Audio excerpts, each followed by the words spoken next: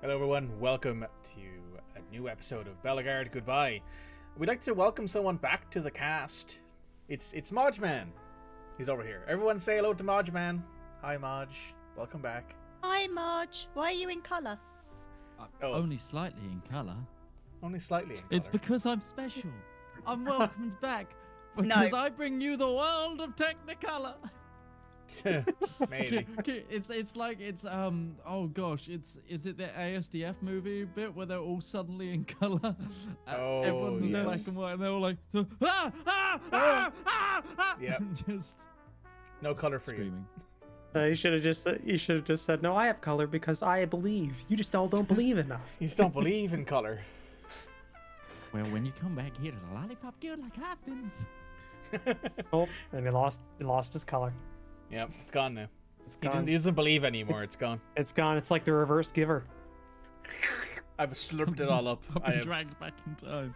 Yeah, I've slurped it all up and it's now part of me. It's what I need to keep me sustained, you know? I need everyone else's colour. Right. Mitch, welcome back. Good to have you back, my friend. Anyway, today we're playing Urban Jungle. Urban Jungle is a anthropomorphic noir roleplay game. It is in this nice one-stop book that you can buy on DriveThruRPG. It is 50% off and has been 50% off for ages. So if you're looking for something to we scratch that anthropomorphic noir itch, this is the one for you. It comes in this really nice hardback, which is fabulous, I will say. There are also some expansions for this. There's a sci-fi one and also a Cthulhu and horror one. So if you're looking for more tentacles, that's your option.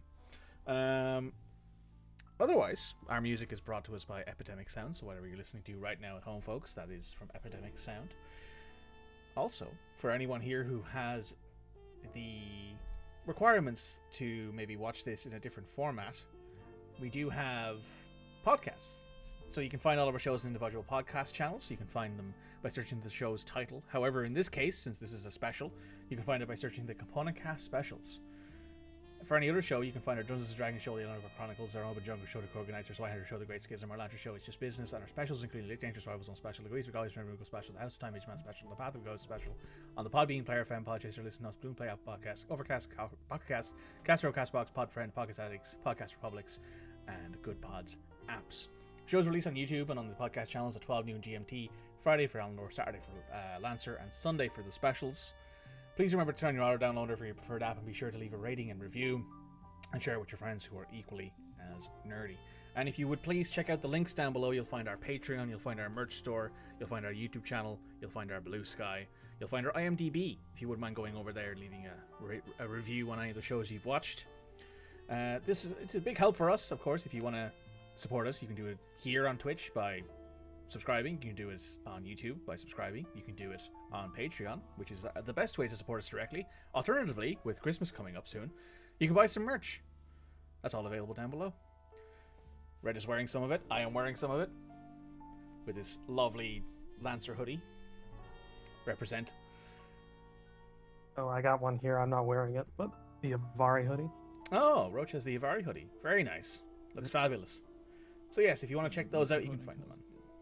Not in here. I feel really. Damn it. Okay. Damn it. It's his goddamn platform, and here he is not having any merch within our fridge. It's in the other room. If you want to as well. They just left out. There are nice hats too, if you're looking for a nice snapback hat. In multiple different colors. High contrast colors too. Indeed. So that'll be everything for us, I believe. To start the session, we will be back after this.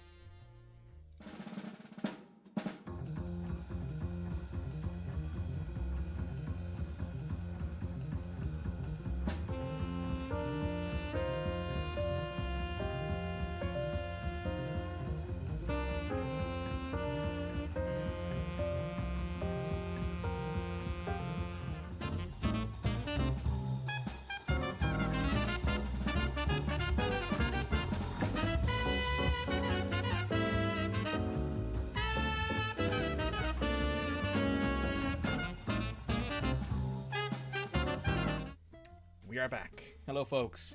Last time, we had some big moments happen with the group. We had some investigating going on. We had Jake Bullet looking into a lot of things. We had him interacting with some investigative reporting. We had Aces looking into a couple different potential possibilities that she's had run into. But then there was a phone call made by one Everard to Jake about the fact that Benoît has been got and that Everard is injured. And that is where we left off. So please, Mr. Bullet, take it away. Well, Everard told me where he was, so I'm going to go to him. Mm-hmm. But he passed out the phone, so I don't know. He gave you a street, didn't he? He gave you a street corner, I think it was. He gave me a street corner, yes, but we didn't get much else because the DM dropped the phone at the end, and yeah, which then is we the faded point. to black. That's the point. Yeah, you're correct. Yeah, And that's the so- storytelling so- method. Yeah, you're correct. So, yeah. so I found my way there, but is Everard alive? So you get there. You have to flag down a taxi, or well, you know what? For the sake of convenience, for the sake of sheer storytelling convenience, because it's noir. Lucy, you are at this moment driving through central Bellegarde, and then you see a waving familiar hand reach out across the street, and you see Jake Bullet waving you down. I know I could just say, because I do have agency, I could just keep going. You could, and if you did, that'd be fine. I would. Ever since Jake, your life, you've had nothing but pain and misery. Well, Although Yeah. I may have been watching too much Tulsa King and be like channeling my inner Sliced Alone, so ignore me. Tulsa King is so Okay. good. Lucy pulls alongside. The top's down like normal. Tyson, I mean, Lucy. Babe, stop it. Lucy, we need to get to whatever the corner was because I can't remember. It was 7 days ago. I'm really sorry. That's fair. That tells I'm me fairly- nothing, Bullet. and essentially, you made up on the spot, so.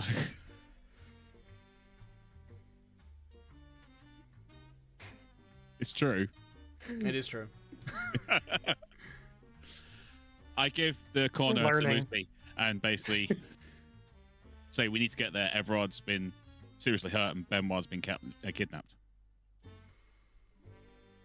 All right. Quite literally, as soon as your foot steps off of the pavement, you're moving already in a lateral motion, and it's up to you to get into your seat because the car is moving. All right, make me a. Let's say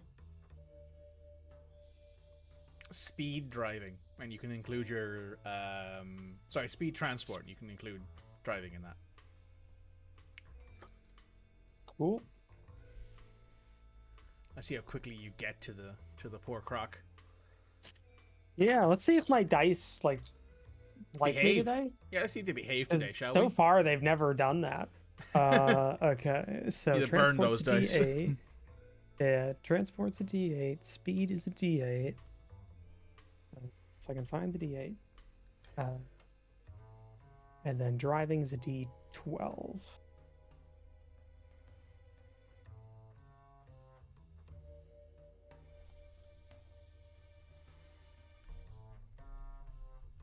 That's an 8. That is an 8. And that is a 7. Oh, good rolls. 3 successes. Hot damn. So you're hot. You're hot off the. Funny, the 7 is the D12. I rolled 2 8s on D8. Nice. So you're hot on the accelerator. You know exactly where that street is. You've been around there a couple times. Maybe there's an auto body shop nearby or something like that that you've needed to buy. Drift around a replacement corner, for. deja vu. Yeah. Like, just go. Deja vu?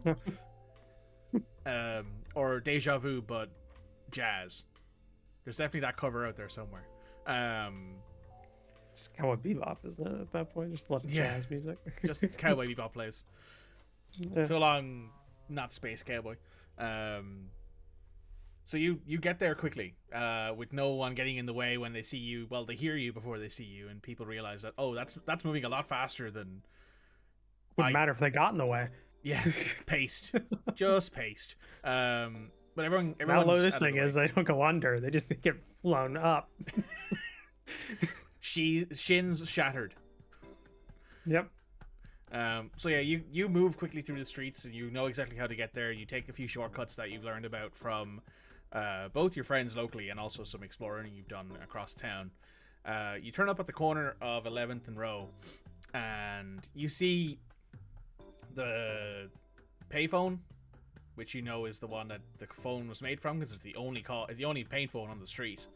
And you see there is a large body slumped beneath it, and a pool of what looks like dark liquid seeping around the body, and the phone is hanging off the line. It is just floating about in the air. Would that dark liquid be blood, or did he spill maple syrup or something? Engine oil, actually. Yeah. Oh, he's a cyborg. Yeah. No, you both can Lucy smell it. It's blood. starts crying because of all this spilled lubricant all over the floor. Yeah, that's all true. those poor engines that will no longer be lubricated. Yeah. But no, you can both smell it because you're both lupines. It's blood, for sure.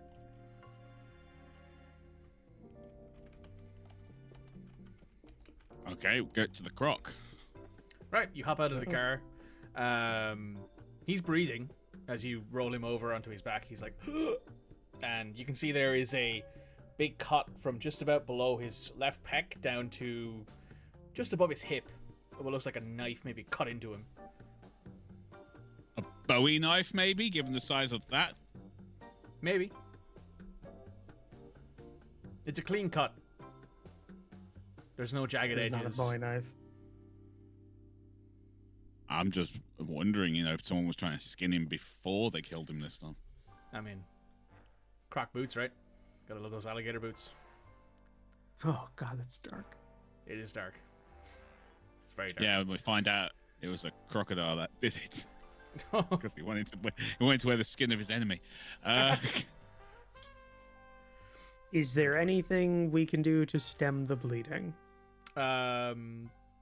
Do either of you have any kind of medical skill? No, I'm more about putting holes into people. Yeah, that's fair. I do have in her background that we have established that Lucy spent a time volunteering as a nurse for soldiers coming back home from the war. Right. When she was in college. But I do not have a mechanical stat that technically would do that. Make me a mind rally roll. Okay. Yeah. That's a D8. Seeing if and a you can D6. remember. Seeing if you can remember things to like patch this guy up as best you can. Because it has been a while.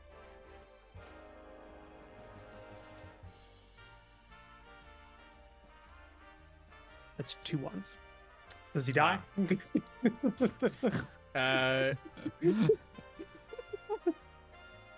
Wait, I know this.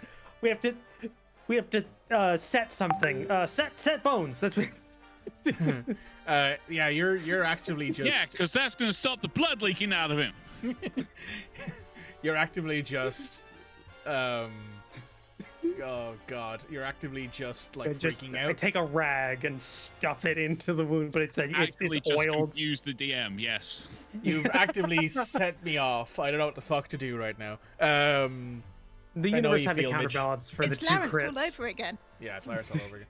I know you feel. The universe Jake. had to balance. Basically, I'm assuming he's unconscious. Yeah, he's unconscious, but he's breathing. Okay. Lucy just goes. Slams him to try and keep him awake. Jake basically just jabs his paw into his wound. That'll wake him up. Are we? I don't know if you guys like this trying human. to kill him. Yeah, I When don't know they're if in a critical condition and they're unconscious yet bleeding, you must keep them awake, and that's the best way to keep them alive. If they're awake, and that means you put them in pain to wake them up. Listen, Lucy's just the driver here. She follows the lead of the person that she's Well, working for. Let's find out here if he's going to wake up here or not. Come on, Everard. Well, he rolled well.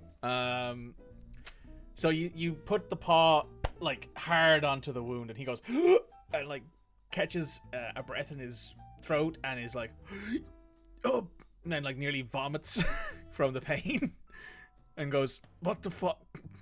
and coughs, and like he's obviously got something going on with his lung at the moment, but he seems to be awake and functioning now. Has anyone called an ambulance? I'm going to say yes. Or a taxidermist? Possibly both. Ambulances, as we know it, don't exist. Yeah. I'm going to say Where's the that. ambulance? I'm going to say that, given that there's a phone right next to you, you could call somebody, and you do know a doctor. Who are we going to call? The doctor. Diddle-diddle-diddle. Okay, I tell Lucy to call the doctor. All right, we've established this previously. Lucy does not have anyone else's number but yours. So while you have his wound stuff, you have to call out the number as she's dialing it with the rotary phone. Okay. So Lucy's calling the doctor while I'm giving Lucy the number to call the doctor. Meanwhile, I am interrogating very gently. Very gently. I just want to make a point. This is the second time this group, whilst playing Urban Jungle, has rendered medical assistance in a phone booth. This is true. Hey. This is Mikey's campaign. I have nothing to do with When this. you're good at something, you keep doing it. Maybe The don't. last guy survived, right? Maybe don't. It was, yeah. Maybe don't. Maybe don't. Just for my own mental health, maybe don't. But we're good at it. We're adequate at it. Who was the last person? You, Midge. sure. You. Oh, You. okay. Yeah, it was you, Midge. All right, yeah. Good lord. Okay, Jake, what are you asking Everard?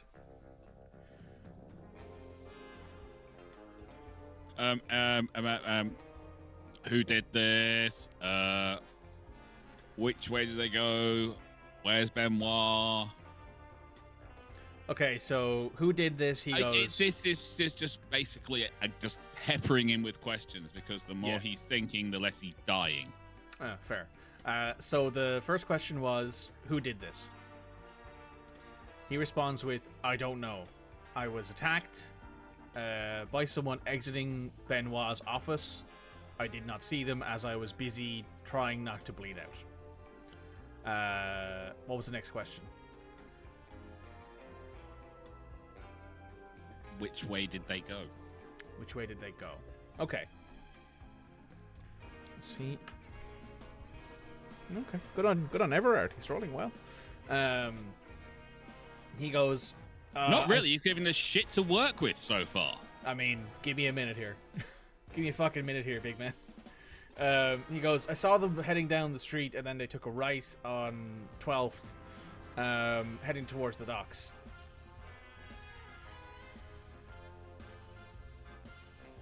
And what was your third question?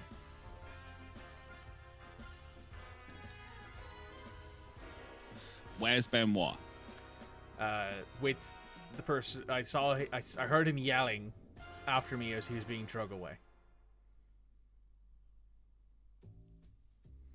So with whoever attacked me. Okay, you can die now. You can die now. Ugh, that's nice of you. No, because that's his actual response. He goes, "Yeah, that's nice of you." Helps on the way.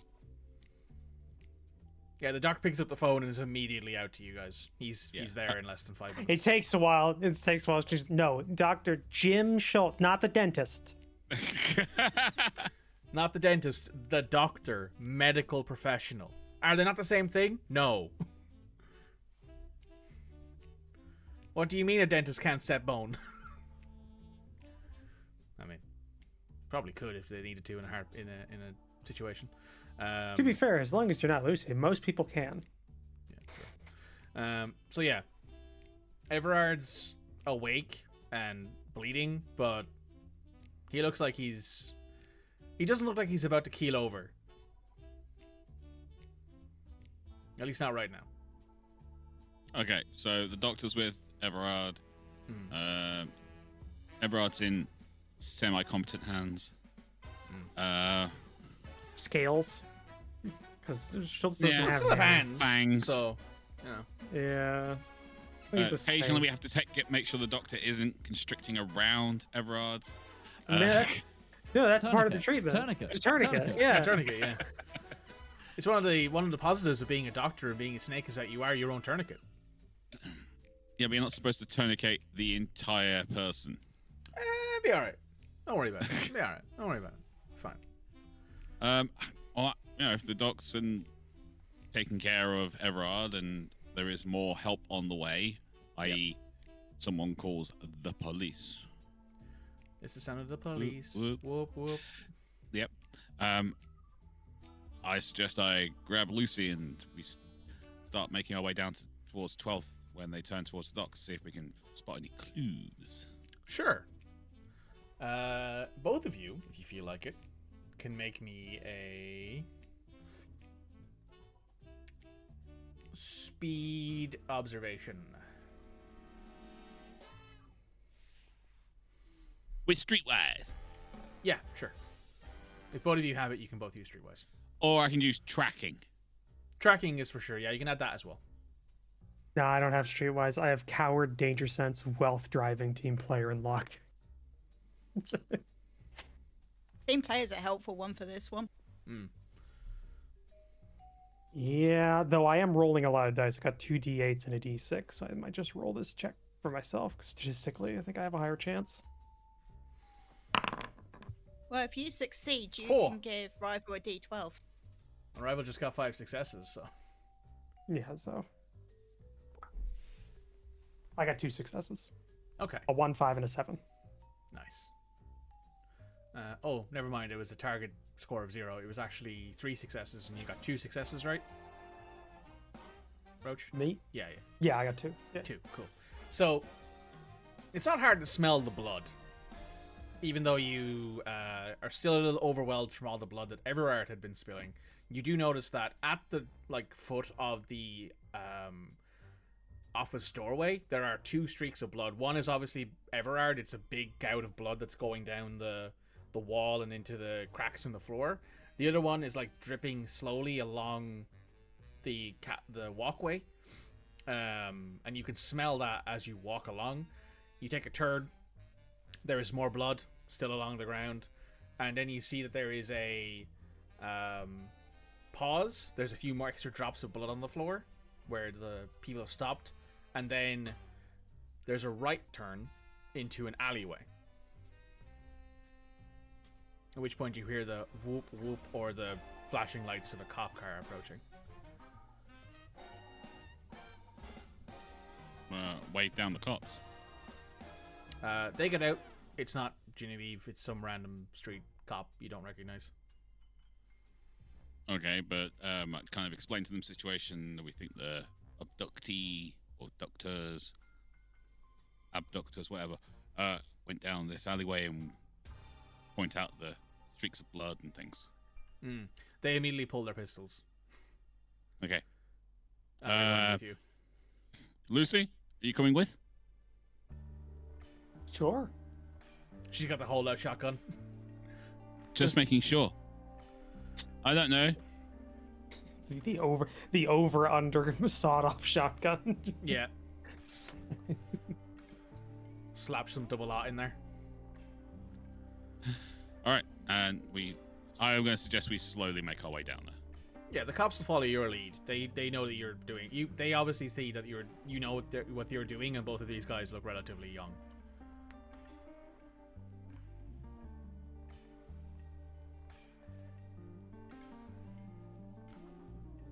I think we send Lucy first with the shotgun.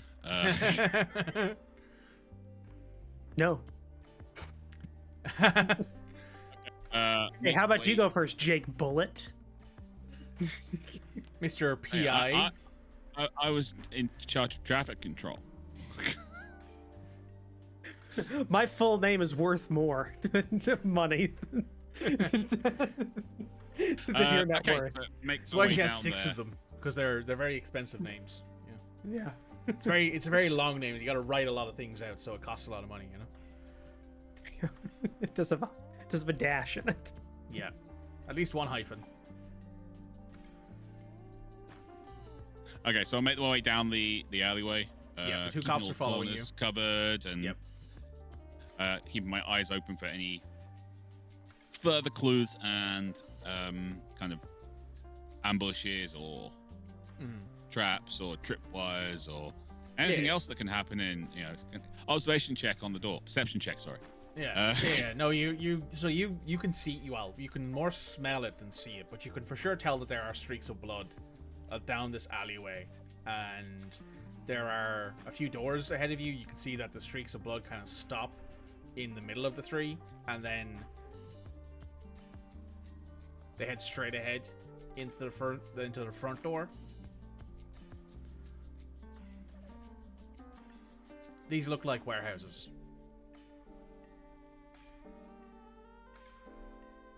Okay, so make our way into the warehouses then. Right. You stack up on the door, you and the two cops, followed by Lucy. The cop opens the door and his partner goes in first.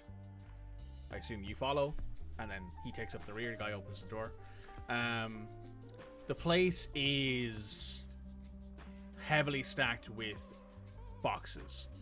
Like, there are stacks of what you can only assume is shipping boxes spread out all across the place. You can still smell the blood. It's getting stronger in both of your sinuses. There is this, like, the acrid coppery tang of blood is getting stronger with each step, and you can see that there are more streaks on the ground. Like, Everard's more hurt now than he was out in the street. You see that the blood streaks take a turn. They take a right as they get to the end of a line of boxes. You don't hear anything here, aside from the odd drip. Alright, I tell Lisa to stay with me, tell the cops to go around to the left while we'll go to the right. As we come into the boxes, so we can go around from both sides. Cool.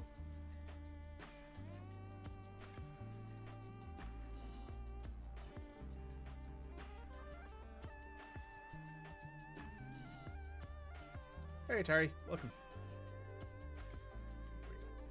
Okay. So, Lucy, you've been given instructions. Are you following them? Yeah. I'll follow. Sure. So you do as you said, Rival. You round the corner, followed by Lucy. The boxes are stacked up in uniform rows on either side of you. It looks like this was maybe a thoroughfare through all of this packaging and shipping. You see the streaks of blood on the floor continue out of sight as there is no lighting in here, so you're using your natural dark vision that you have as Vulpines? I think it's Vulpines, right?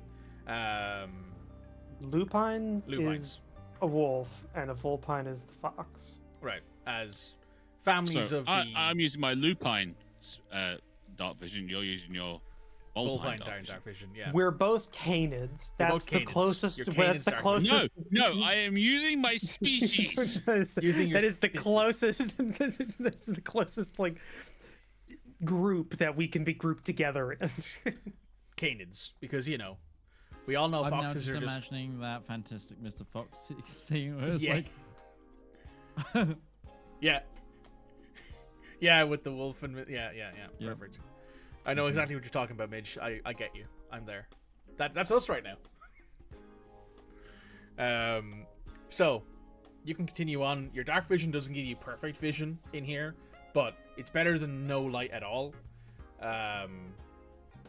Both the cops are following you. They are canines as well. Luckily enough, they're both domestic dogs of some breed, we'll say. Well, and just a bloodhound. Just a hound dog. Smells like home. Ain't nothing but a hound. The hound dog. He's 60 years old. He's 2 days from retirement. I'm too old for this shit. Rax 38 special. So, you can continue on. As you step forward, the dripping gets louder. There is a... one of those pull-down, old-school, like, light switches that you sometimes see. Yeah, you sometimes see in some places. We don't have them here anymore. We have just, the flicky ones. Little switches. So, there is one in the middle of this warehouse, which you would assume will light up some of the strips that are on the ceiling.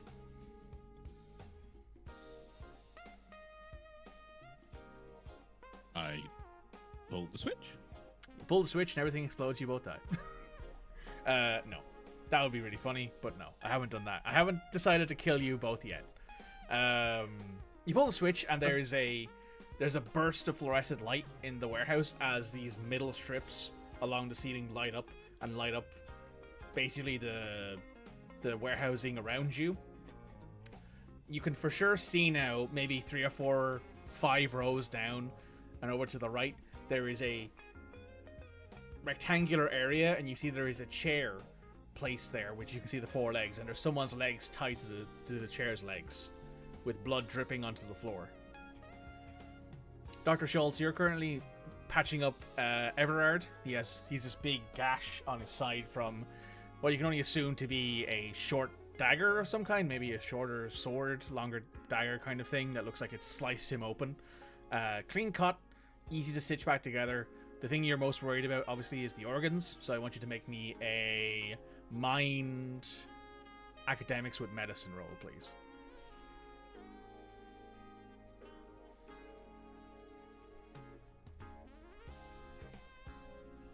I'm just having a piece of pie at the diner. Just wonder what my friends are doing right now. You're having your lunch break at the speakeasy right now. Someone brought pie. It's very good. Does Aces gamble on like the sports or anything like that, or is it just cards? It's just cards. Just cards. Cool. Because I would imagine she's in the break room. Doesn't know much about sports ball. She's in the break room with like the radio next to her, listening to her bets come in. No.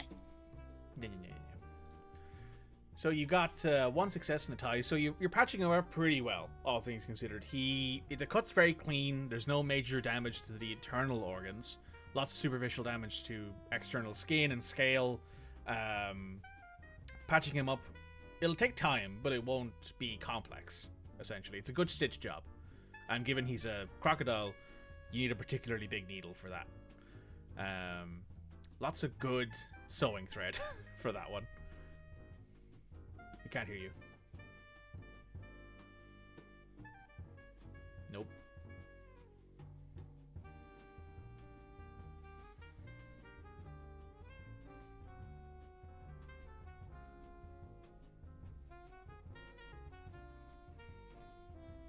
Bell. There you go. Yeah, perfect. Yeah, I literally have to plug it in, unplug it, and plug it back in again. Ah, classic. All those weird ones. Yeah, it's like stitching level. Yeah, indeed. Back in the warehouse, however, you now spot, as you get closer and closer to it, it's a macaque. You can tell by the tail it's hanging around the back of the chair. And it's very limp.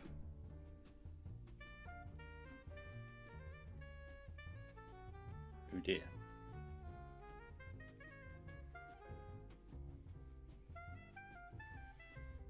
I suppose I better check that. You're not there. Yeah, you're not in the warehouse. Everard's out on the street. Yeah, I'm not there. Yeah, everyone's out on the street, yeah. Well, best approach. I'll tell Lucy to stay back and keep me covered, which does not mean point your gun at me. Well, more like this, I suppose, because it's sawn off. Yeah. You're holding a shotgun like that you can hit someone over the head with it. Yeah. I mean, she fair is enough. a coward. Fair enough. Not a coward. No, she Okay, maybe- mechanically is. Yes, that is is an how that option I works. took. That is how that works, yes. Right. So yeah, while I kind of approach and make sure that the cops are keeping things Yeah, the cops are doing a good job in covering everyone. They're moving. One of them is behind you, checking like down the alleyways as you pass them. The other one's on the other side, looking down theirs.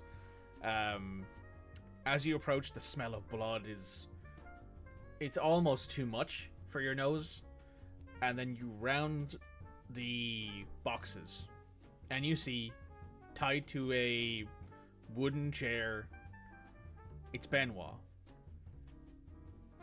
with multiple stab wounds to the chest and his throat slit open.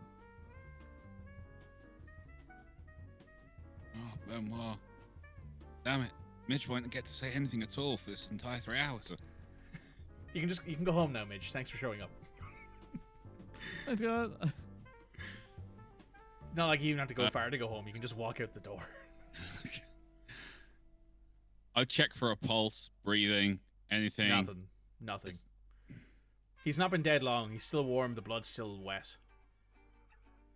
I look to the cops and tell them to check the area. They go ahead and start doing that. And I immediately start going into investigation mode, looking for any clues. Mm-hmm. Is there anything in particular? Notes. Just basic. I'm going to go for anything that looks out of place. Having had interactions with Benoît before, I know he's a smart animal. Smart monkey. Thanks. So it's entirely possible might have figured out that this wasn't going to go well and did something to try and leave a message. So anything that looks out of place, basically. Yeah, cool. You take the time to check his person. The stab wounds are the same weapon, obviously, that did Everard's side. Very clean cuts, but the ones in his chest are quite deep. Even if he hadn't slit his throat, he would have died, but he wouldn't have died as quickly. He is not carrying his notebook on him. Obviously, he was taken from his office. There is signs of struggle. His knuckles are bruised. Some of them are cut from throwing a fist and hitting something, or hitting something quite hard. You see that his shoes are the same. He's probably kicked out, tried to do as best as he could to fight back. Make me a speed observation roll. With streetwise or tracking? Streetwise, for sure. Benoît's not criminal, but he is highly involved in the criminal underground. That's a bit of an oxymoron. Yeah. I mean, he's a investigative 3 reporter. successes. I'm not a criminal, but I'm very involved in the mob. Yeah. I don't do criminal things, but I know a lot of mobsters. JFK at some point. Yeah, JFK. Yeah. Right. You have 3 successes there. Perfect. So, as you're looking around and you're checking his body, we'll say, you notice that in the back in the back pocket of his pants, there is a piece of paper that's kind of hanging out a little bit. It's a little bloodstained. I do my best to take it out without damaging or tearing or disturbing the body. Okay, cool. You reach on in, you grab the corner of the paper, you give it a gentle tug, and it all comes out. The blood hasn't soaked really heavily into it yet. It's not, damaged the paper extensively. And as you pull it out, it is a folded, A4 piece of paper that's been folded 3 or 4 times, and he's stuck it into his pocket. I open it up. Cool. You open it up and you find essentially a list of contacts that he has been talking to. There is a member of the Lombardis, there's a member of the Parisians, there's a member of the Shaughnessees, And then there's also somebody mentioned out in Alabama. There's someone in Raleigh, and there's someone in DC. There's also someone out west in LA. And do all these have like contact numbers and things? No, they just have aliases.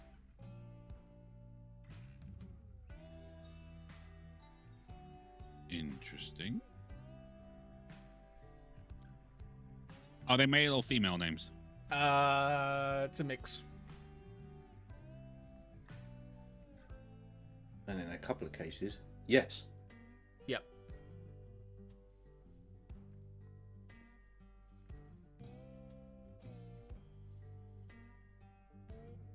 At this point, the cops show back up again, and the older of the two, who doesn't look like he's much older, maybe a year or two older than the other guy, goes, "I gotta go out to my vehicle and call this in." Yeah, do that. He goes,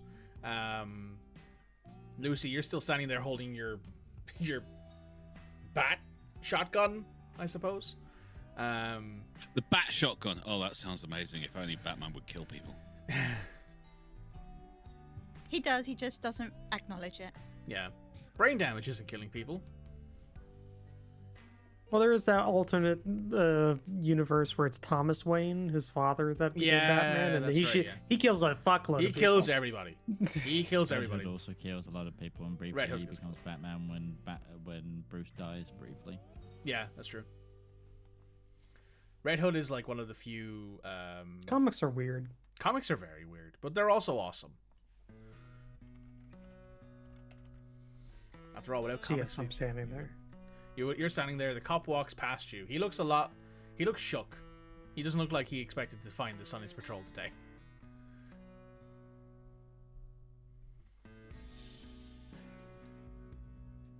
Yeah, I wouldn't either.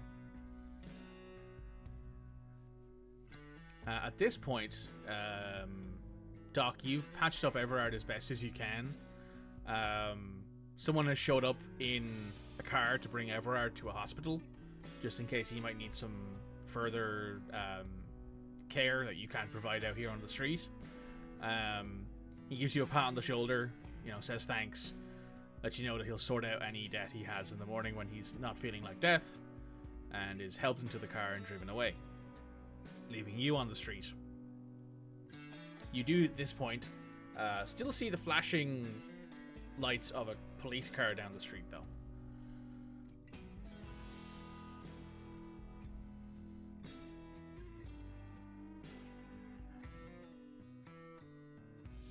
Well, I suppose there's nothing better to do. Yeah, let's check in. Let's check in. So, you walk over and one of the cops comes over to you immediately and goes, "Sorry, sir, there's been a murder." Well, I'm a doctor.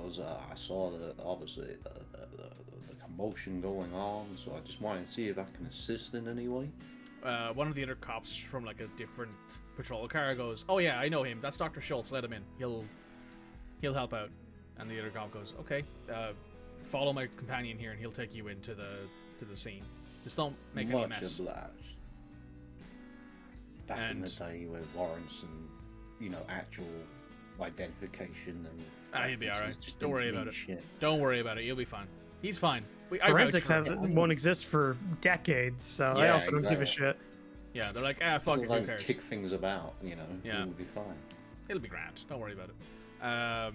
So yeah, police officer brings you into the scene where you see Lucy and Jake. Jake is reading this sheet of paper that has some blood spots on it, and Lucy is still standing there holding a shotgun up like it's a bat.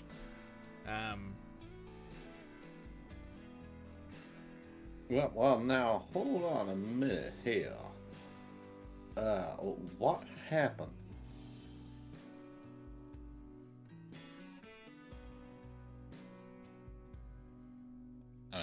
He's dead. You're around the corner. He's and you dead, see- Jim. He's dead, Jim. Literally works in this case. You're around the corner and you see Benoit's body. I had to take it. I had to Yeah. take it. You had to take it. You're around the corner and you see Benoit. You've seen him before. Obviously, he showed up at your practice once to give you some advice. He has multiple deep stab wounds to the chest, and his throat has been slit cleanly, all the way down to the bone. Well, my first thought is that he stabbed himself multiple times, then slit his own throat, and then tied himself to the chair to make it look like he was murdered. She tripped on and fell on her own shears. Multiple times. Slipped and fell on a knife. I don't think you really need a medical degree to say that would kill a person, obviously. But do you mind if I check if there's any other things that maybe aren't the exceedingly obvious? Yeah, go for it. All right, make me a mind. This isn't medicine. a proper autopsy. It's just going to be a quick, check. Yeah. Over Make me a mind. Other wounds or things that were missed. Yeah. Mind academics with medicine. Same roll as last time. Yes. Makes it simple. Yeah. Oh wow, you rolled a 12 on that one and a 7, so 2 successes. So you immediately notice that his nose is broken. Like someone has punched him in his face really hard, and his nose has basically gone from being straight to almost maybe 30 degrees deviated. Someone punched him really hard in the face, which is where all the initial blood has come from, because head wounds bleed a lot, nose wounds especially more, because all those capillaries, my man. There is also what looks to be maybe a separated shoulder, maybe from fighting or from being dragged around. Other than that, you would probably need to take him out of the chair and start removing layers of clothes to see if there's anything actually more doing obvious. an autopsy, which Yes. I wouldn't be doing. Another professional would be doing. Yeah, you can obviously tell as well that there are self-defense wounds on his hands. There are bruised knuckles and stuff like that, but those are the easy ones. It seems that there was definitely a kind of a fight. This isn't just a clean assassination. You see here, he's got a fractured nose here, so I can see some defensive wounds here on his hands. See here, the scratches in there on the knuckles. This man fought back. He was not jumped. He knew what was coming, and he fought hard. I can see that there was definitely some sort of fight. If that helps in any way with the investigation. Okay, so everything we thought. At this Obviously, we're gonna need a proper autopsy on him to find any more. But from casual, basic observation, I mean, aside from the exceedingly obvious, that's what we know. Fair. At this point, I'm sorry. No, you're good. You're good. You go ahead. No, it's fine. I'll be quiet. That doesn't happen. That doesn't work very well all the time for me. I'm surprised he's actually being quiet. He looks like he's struggling to keep that in. Let it go. Let it out. Let it out before you blow up. I'm fine. Listen, I don't want to be held accountable for your death. I don't want Red hunting me down. No, it's fine. Seriously, go. Okay, cool. So at this point, there are more police officers coming in. There is a move basically to, the scene has been checked. There is no sign of any other intruders. You do notice there is no footprints at all on the ground, and it would make sense for there to be footprints here given it's a flat wooden floor, but there are none. You can't find any kind of boot tracks or anything like that aren't Everard's.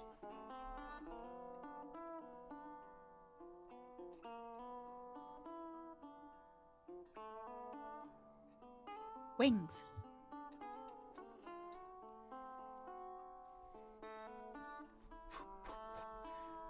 Doing a duck. The Goofy Wings. movie dance. Yeah. At this point, people have... Perpetrator, look up. Is there any skylights? Things like that? Yes, it's a warehouse. Not necessarily with skylights. Sometimes they're sealed. That's true. No, these ones aren't sealed. There's one specifically that is not sealed. And is that skylight open? No. Doesn't look like it's been opened in a long time either.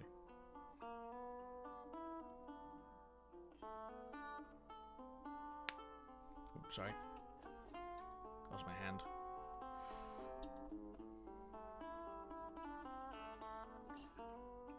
And as more cops filter in and start taking, you know, your statements, because you guys obviously helped find the body, and who this person is, 2 more people enter, neither of whom are involved in the police. One of them is Lady Leclerc, and the other... Midge, would you mind introducing who you are? Yeah, because I apparently was told to roll up a new character. Oh. Because of how the investigation was going. I thought legitimately we were just going like, nope, he's alive. Nope, no. Where did we file? You fucking tell me. You tell me. What failure state did we reach? What red flags did you trigger? Give me 2 seconds to tap back in. MGS mission failed thing going on. Yeah. Benoît! Benoît! And not one person just goes, oh, Benoît. Yep. Yeah, 2 seconds. And to be fair, I think Lucy talked to Benoît once. Yeah. You see... I think once, and I think Jim probably barely registered it in his brain as well. You see a feathered individual who's like wringing his... The creatures have hands, don't they? So yeah, everyone has hands. It's like the non-biblical angel thing where you have a set of wings and hands. Yeah. I was gonna say, he was just kind of wringing his hands kind of nervously, and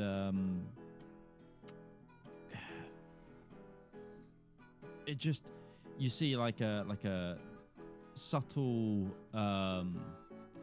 red hue to their like feathering, slightly that like golden sort of much like a falcon's plumage, so it's got that like browning to it, but it's just sort of, there's a simple suit, pretty nondescript, but clearly looks quite nervous walking on in. Madame Leclerc looks to Jake, Lucy, and Schultz, and she like waves you all over. Well, guess we move over then. Yeah. When you come over to, she goes, poor Benoît. I expected something might have happened, but I didn't think it'd be this quickly. Anyway, I have to hold a funeral for him sometime. Wait, this soon. quick?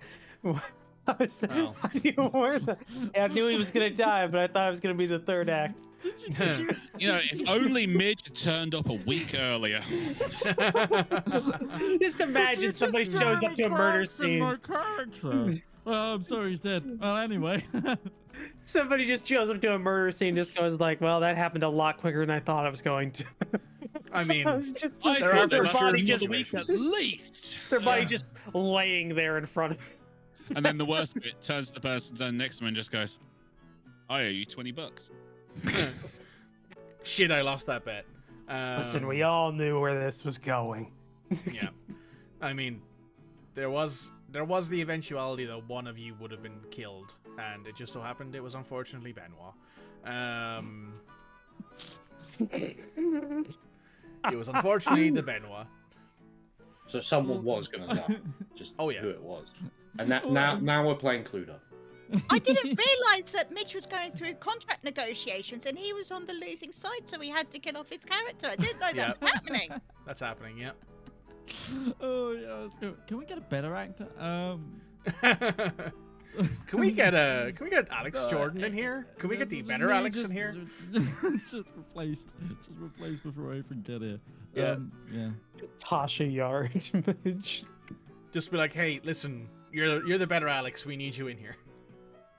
Anyway. Yeah. So she goes. I didn't expect this. She has been dabbing her eyes the entire time. She is quite obviously very upset about this.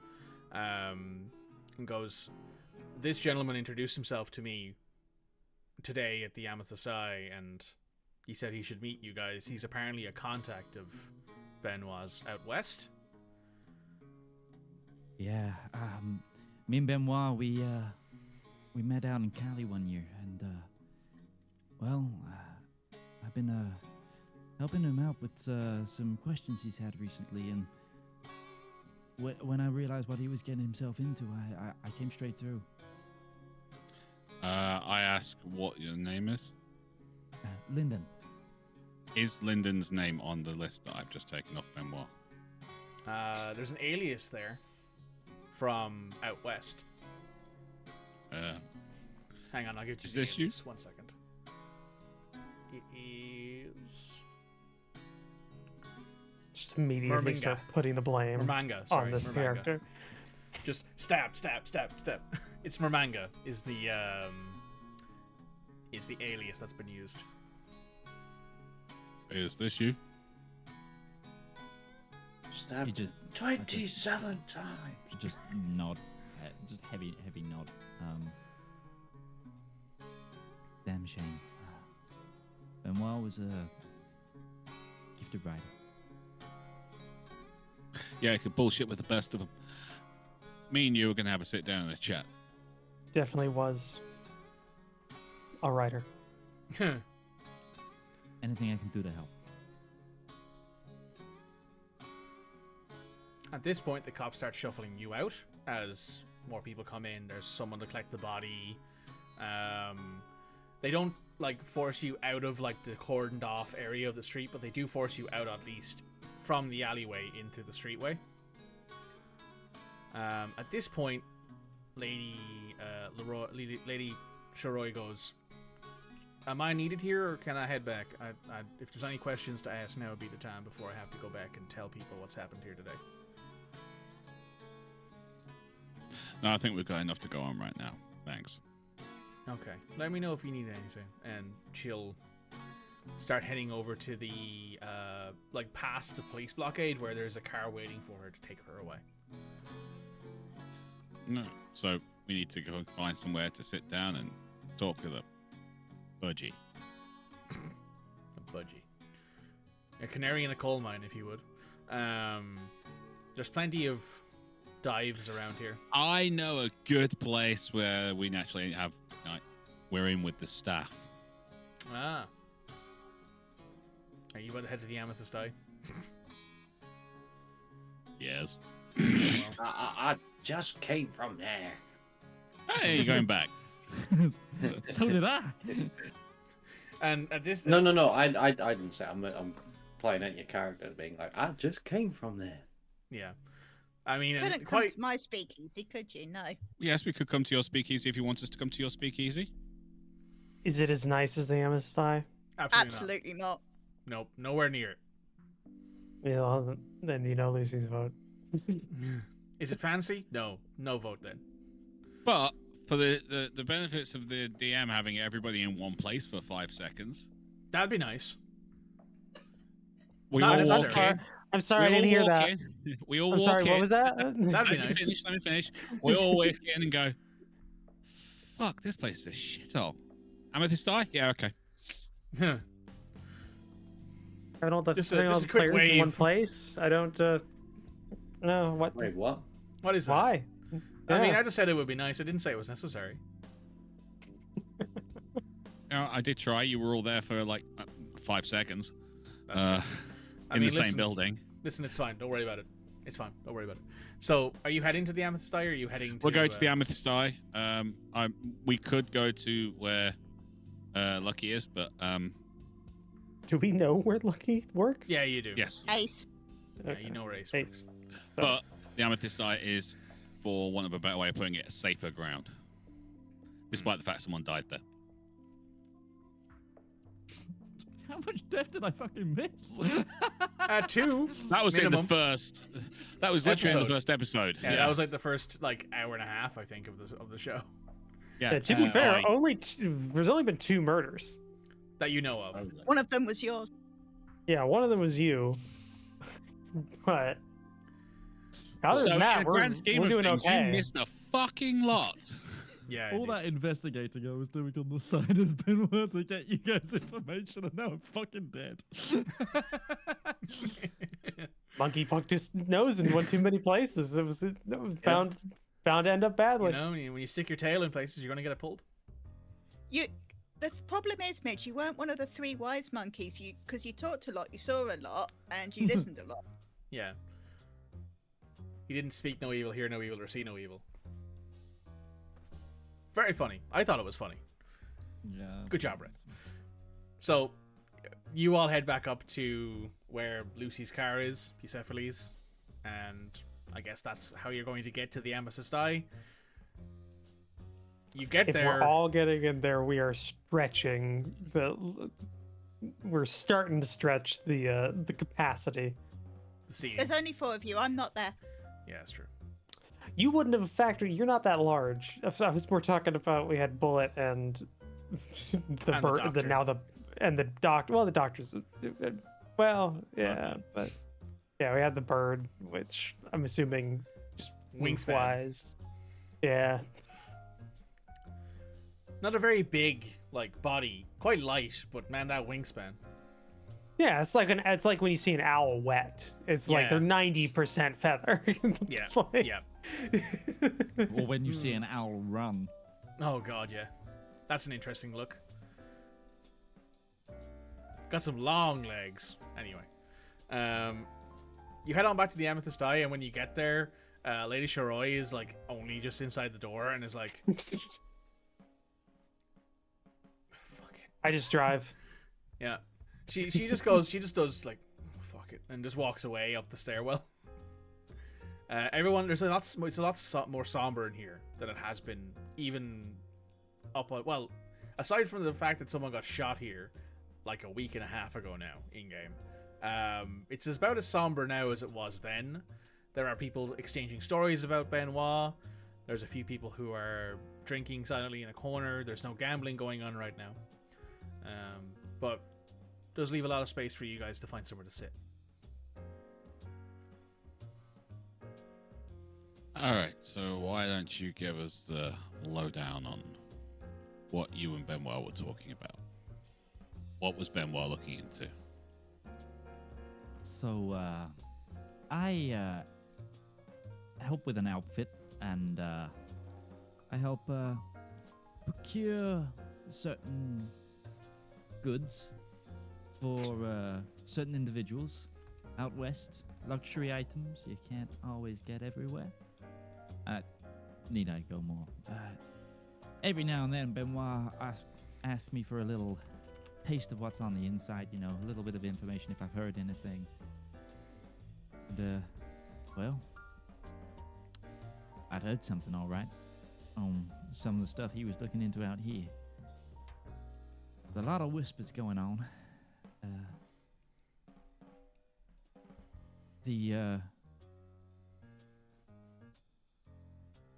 And as soon as I started poking, my friends in San Dorado, they told me that I should stop poking. So I gave Benoît a bell and told him he really needed to lay low. Needed to stop asking about that pin. What pin? Hold on, I'm going back through my Benoît notes.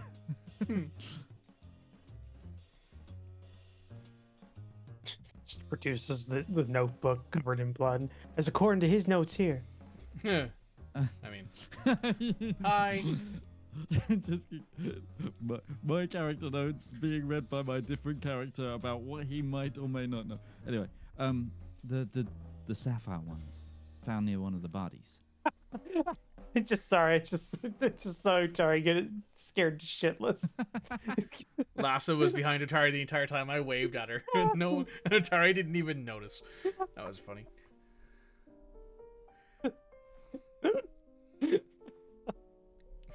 Do it again! Do it again! Oh my god. It's not something that was gang related, but my boss told me that as soon as gangs started asking about that, they weren't, or gangers, they Didn't even hear coming. Weren't expected to last too long. They got out of town, one way or another. Sapphire pin.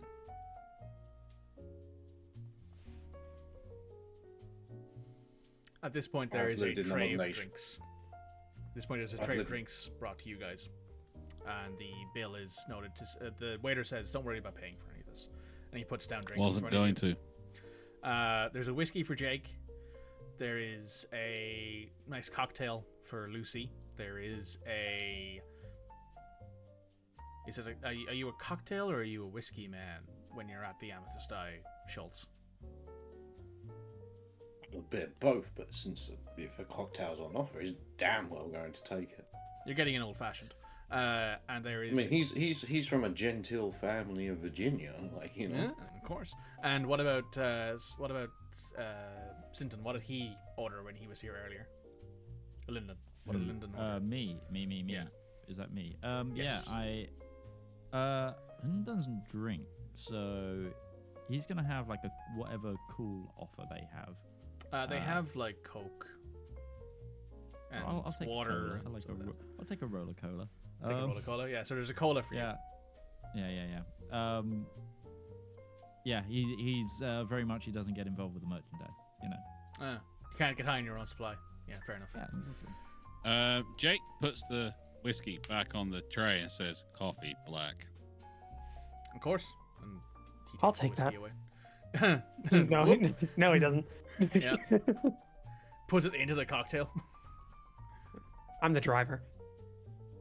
Don't worry about it. God. Yeah. Casually drink driving in the 1920s. Don't worry about it. Even on her worst day, she's a better driver than probably anyone here. Probably.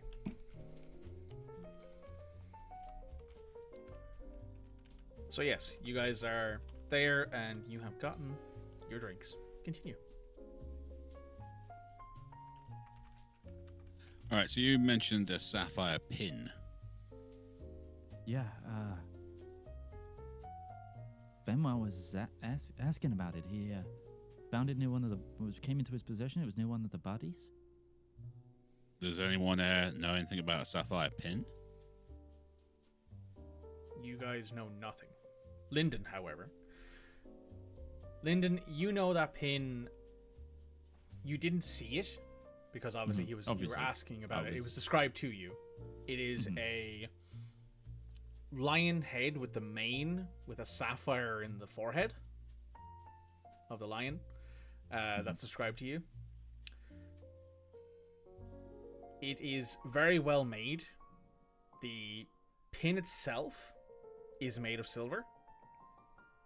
And you know that it is associated with criminal organizations out west. Yeah.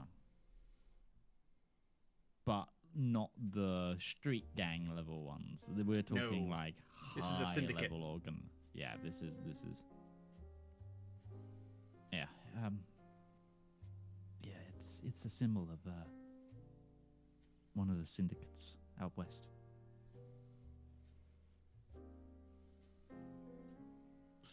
What does that have to do with here? Who's part of the syndicate? DM? How much do I know about said syndicate? So, said syndicate.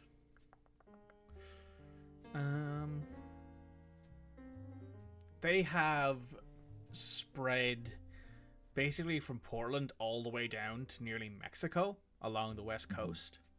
They hold a lot of. They do a lot of dirty work. They're not afraid to get their hands dirty, not afraid to rustle feathers or do anything they need to gain territory and gain cooperation from whomever they need it from. They have bought a lot of favors. They have done a lot of dirty things for favors. Their name is not something that you could find. Yeah. No one's really willing to name them.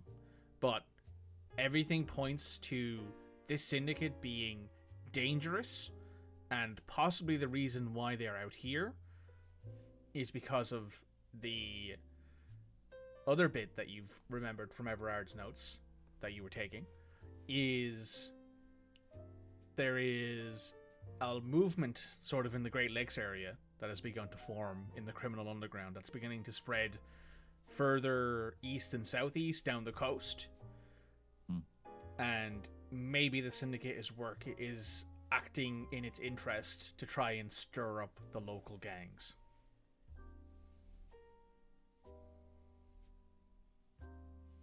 I say that.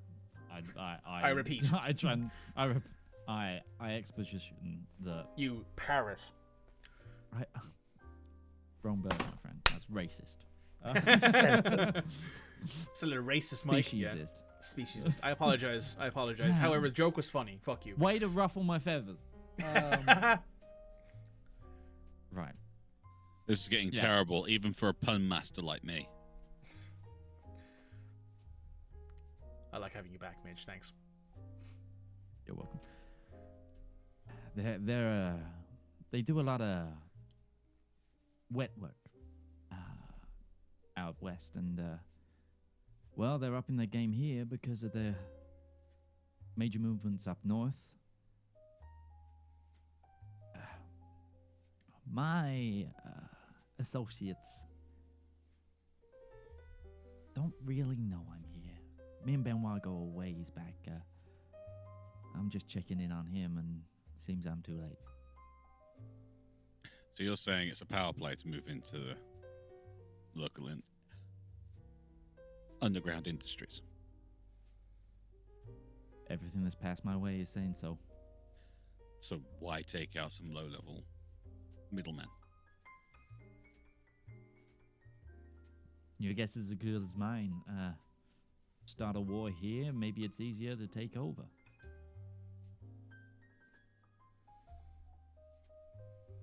Become the order in the disorder.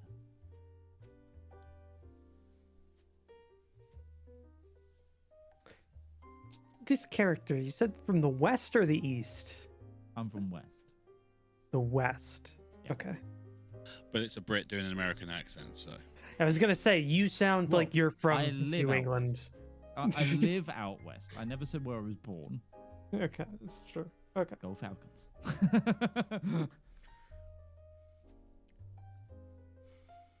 No, I live out west. I work in a gang out west, and I met Benoît out west. Was it not San Diego? Yes. Or sorry, not San Diego, not LA. Was it Sandarino? Sandarino, I'm pretty sure, yes. Sandarino. Sandorado. El Dorado, yes. City of Gold. There we go. Yeah, Sandorado. There you go. Has anyone got any ideas what the fuck is going on? Yes, you continue. I don't know, Rival. I just got it. Sorry, mate. Because is it just me, or is this... You got some lower-level people being taken out who facilitate deals, which will interrupt business short-term, but it's not enough to start a gang war, as far as I can see.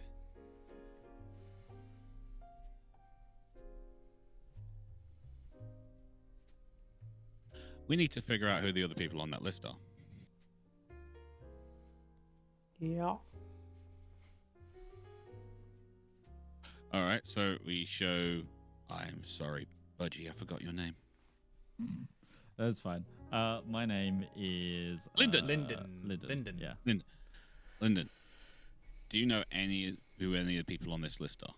I'm guessing they're all pseudonyms and things, but... Okay.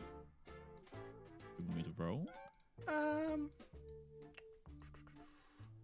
You can make me a mind presence streetwise roll. Mind, presence, streetwise. So is it /R or /roll in this system? /R. Thank you.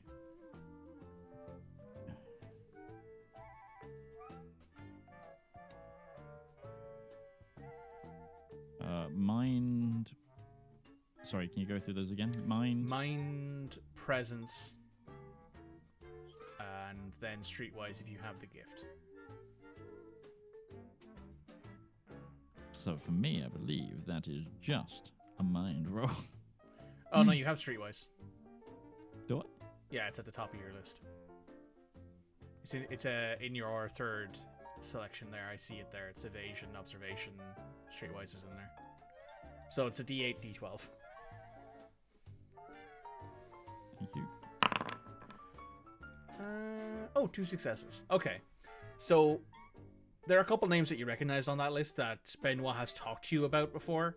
The one out east, you decidedly remember hearing some correspondence between... Benoît was basically talking to them about this pin, and then when they didn't hear anything from them, they came to you, and they mentioned this person's name. It was obviously a pseudonym. You do not know anything particularly about them, aside from they live out in Raleigh, you believe, in North Carolina. The other names, you believe, are local contacts from around the city. They aren't... None of them stand out. They're all very Benoît names. You know, like yours is Merminger. There's a few names in there that you don't recognize at all because they're in French. So you don't really know much about this. Benoît was very, very professional in his way of doing things like this. He didn't really tell you much about real people and real names. It was always pseudonyms or metaphor. But you and him had like this understanding of each other that you were both very good at that kind of thing. Yeah, I scratch my quills and I scratch my beak, and I can tell you that these are locals, and that's someone I think from out east. But the reason we spoke with Benoît and we're comfortable doing so is the man could keep a secret.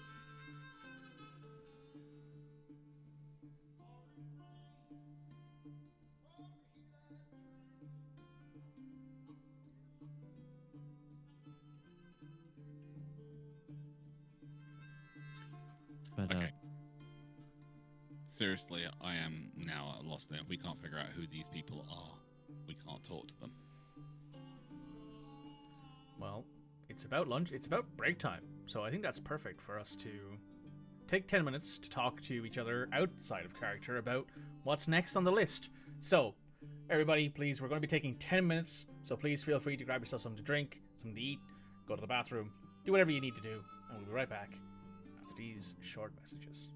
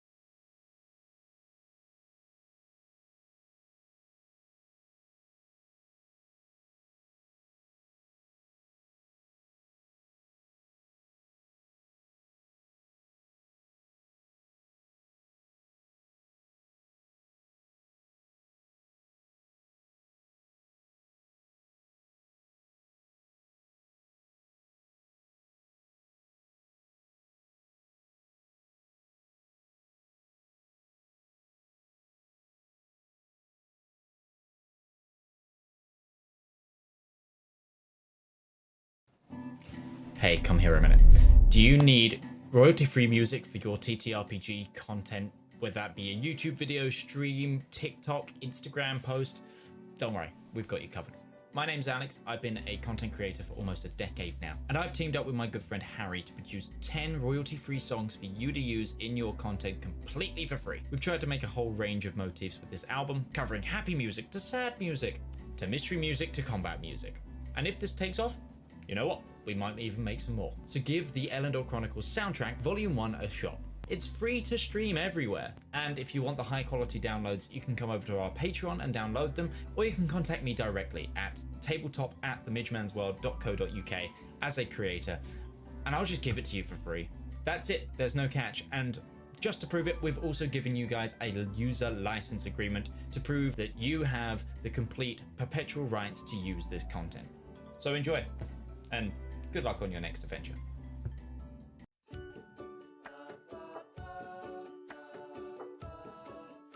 Oh, good day. I'm Martin Sanderson, and I'm the CEO of Avari Military Solutions. We here at Avari know that it doesn't take much to cause problems out on the frontier, whether that be from local pirate raids, neighboring interstellar powers, or even just an unhappy populace with unreasonable demands. Just what is a small to mid-sized regional power to do when faced with these problems? You look to Avari for your solutions. With open-ended contracts, well-trained personnel, state-of-the-art aerospace forces, and competitive rates, we stand ready to help find the right solution to your problem. So if you have a problem, why not call Avari for your solution? Our operators are waiting to take your call, and consultations are free of charge.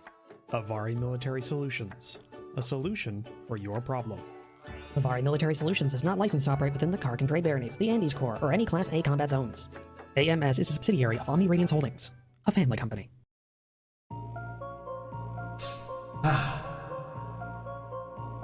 When is a story more than a story?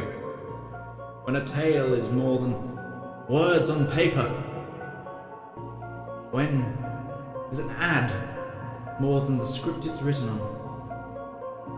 In the darkest and deepest annals of our own history, worlds of wonder and splendor burst through like a blister made of hope.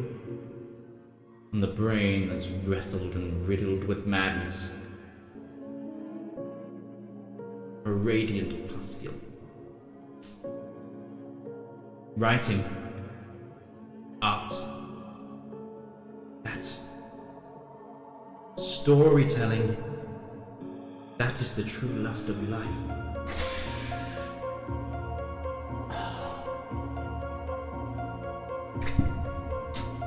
You too can dutifully indulge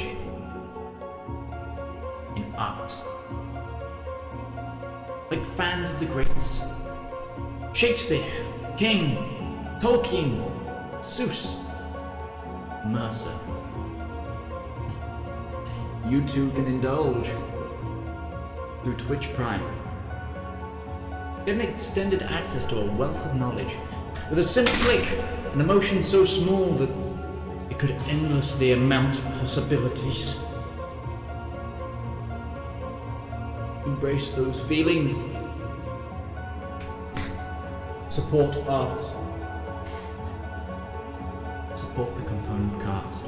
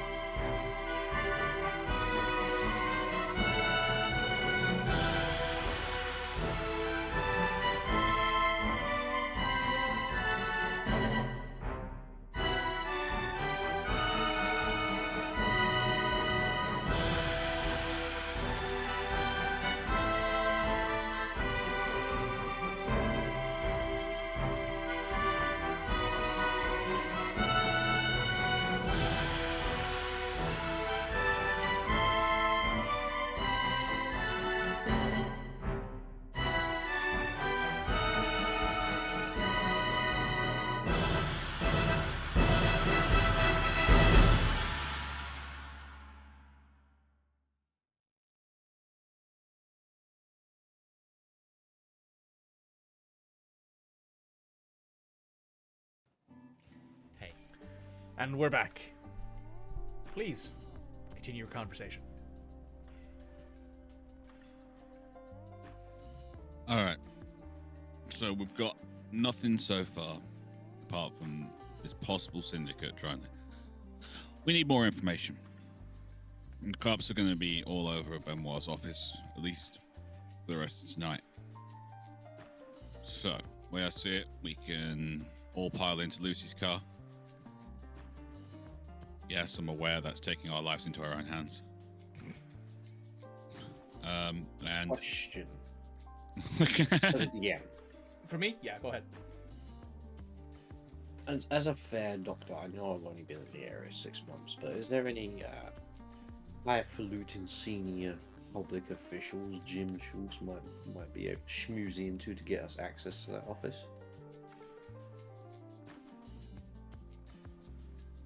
Let's see what the dice say, shall we? Utari, do me a favor and call high-low, would you? Oh God, don't do it Brucey on me. Higher, lower. Let's go high. Well, I rolled a 1. I'll speak up as well. Benoit wasn't my only contact in town. I can make a few phone calls. I want to help you guys. Benoit and I go way back, and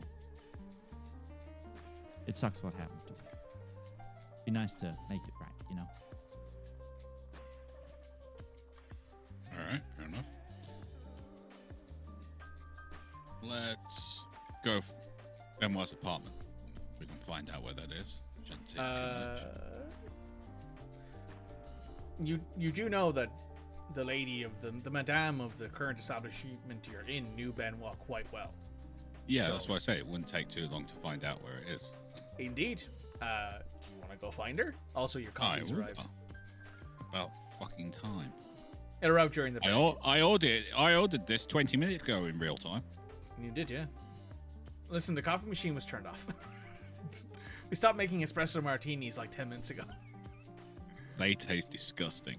Oh, they're awful. They really are. I tried one at Utari's wedding. Yep, you did. I saw you try it and go, nope. You. Right. So yeah. I go and find out Benoit's address. Okay, so you head upstairs where you saw the madame go. She is on the second floor, sitting at a table, enjoying a meal, with a glass of wine. Everyone's leaving her alone. They're giving her a lot of space. She looks quite downtrodden. Sorry to disturb you, ma'am. But I needed Benoit's address. His She home address. very gently puts down the cutlery. Bless you, Midge. And pulls out a little pocket notebook and writes down an address and hands you the slip of paper, wordlessly.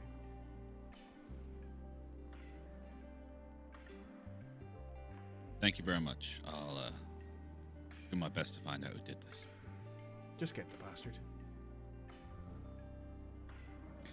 In this work, I've learned never make promises, but you'll get my best. That's all I ask for. And then she goes back to eating. And I go back downstairs and round up the troops. Everyone's dead. It was very There's been a- noir. There was a very noir line that you said there. The only way Round it up would have the been better is no, before that. Just like What? in this line of work. Oh yeah. Yeah. I'm gonna go over to. Is there a payphone nearby?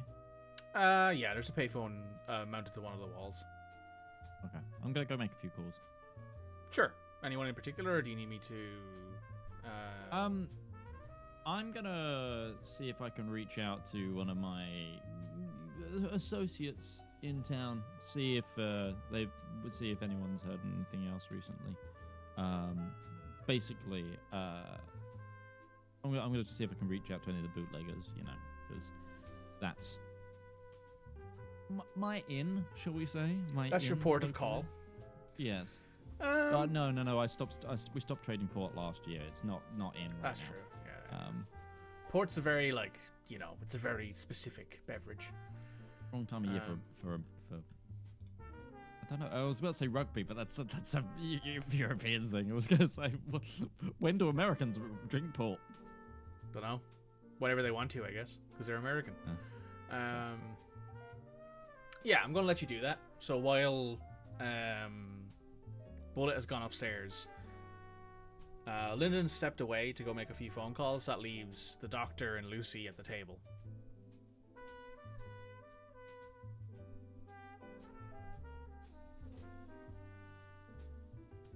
Have we ever spent any time alone together? No. I'll be fair, I haven't spent any time alone with any of the rest of the party. That's true. Not alone, In pairs, for sure. they've just entered the office. Yeah, true, yeah. So yeah, this is as awkward as it is in the Actual awkward silence the entire time. actual awkward silence. That's fair. That's allowed. There's old doctor here. Lucy doesn't know him. So, This old snake here. It smells like brandy. Bullet comes back down the stairs. You see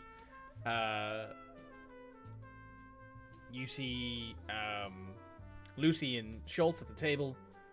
Lyndon's gone to make a phone call. He's over at the far wall. I move very stealthily and slowly over towards Lyndon so I can overhear his conversation, because the simple fact is I've only just met him and don't trust him in any way, shape, or form. Cool. That's why you're the detective. Make me a... Doing this quietly, so make me a mind deception roll. Sorry, mind deceit roll. And With stealth. yes, and Lyndon, in contest, I'd like you to make me a mind observation roll, but I'd like you to both roll it to me privately. I think you can do that from the drop-down menu in the bottom right-hand corner. There's a default road mode, there's a public roll, private GM roll, blind GM roll, and self roll. Please set that to private GM roll. You should roll it to me. Okay. What's the what am I Ow. rolling, sorry?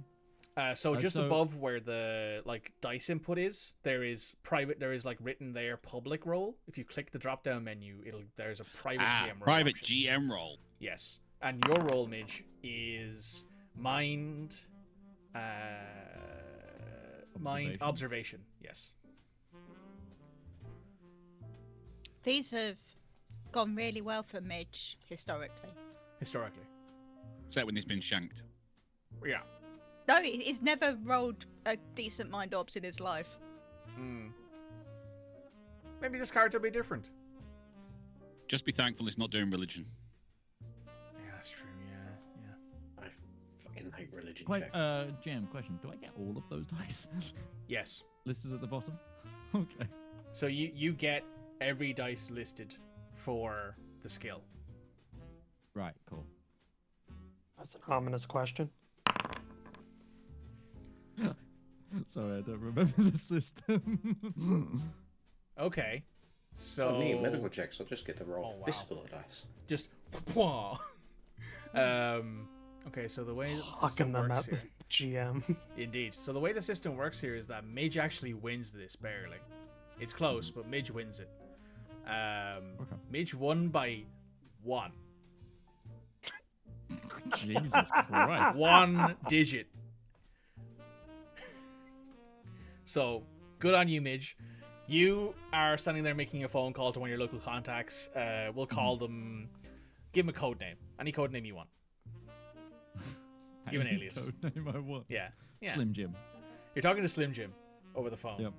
And you turn and you're putting yourself in a position where you can use you're a predator. Your character's a predator, so they have forward facing eyes.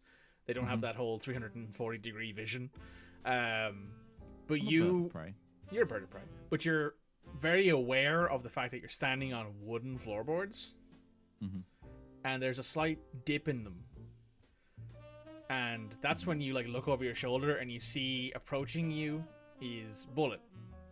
Mm-hmm. So as Bullet gets near, I'm gonna clock him and just go, "Damn, did you say?" I'll whistle him over. What? So, I'm on the phone to Slim Jim. He's a low-level ganger. It's not who I was expecting to get, but he's friends of a bootlegger friend of mine, and turns out the bootlegger friend of mine's dead. Bootleg for the Pillar Gang. Tell us. Pillar Gang.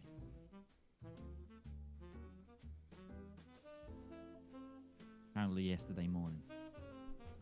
Two non-gangers also got clipped in the crossfire. All right. Thanks. And I just I send a whistle down the phone just to say I'm hanging up, and then put it back on the receiver. So how many deaths is that now? That's 3. So no, I just said 3 people are dead. Oh, so we're up 5. Minimum. Well, there's a death that Roach last week. We found out that there would been some deaths in each of the other gangs, and it was mostly the bootlegging operation of each gang that had been hit. If you had to So take I a think guess, there's about 8 or 9 deaths now. about 10. You'd say there's an average. You'd say if you had to guess and give Lucy's a worth number, 2. it's at least it's probably closer to 12, but it's at least 10. So someone's trying to take out the bootlegging part of the operations of each of the gangs. That's a slow death. Even when it hurts. Could be a my friend, rogue, like government, like employee. Oh, you're thinking? Oh, are you thinking like IRS? Like No, the, I'm the talking- Untouchables or whatever they're called. You're thinking? Yeah. No, it's the Treasury Department. Yeah, Treasury Yeah. Department. Yeah. Yeah. Yeah, I was thinking like, is it a Oh, rogue? God, is it a rogue group of them? We were gonna get gunned down by the feds. Oh, No. I mean, dying in a shootout with the IRS is not impossible. That's what I'm saying, guys. I don't think they're operating. If it is that, which I don't know if it is or not, that's throwing out. If it is that, they're not operating within the scope of their actual mandate. They're just like No, they're not. it's like they might be like, you know, sick and tired of this dirty ass. We're town. gonna find an agent over the table and someone going, my name is Norman Vanderbilt.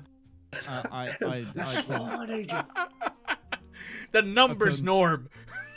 No. I think that went over your head. That reference, Bulwark Empire. The fucking Oh, guy right. there.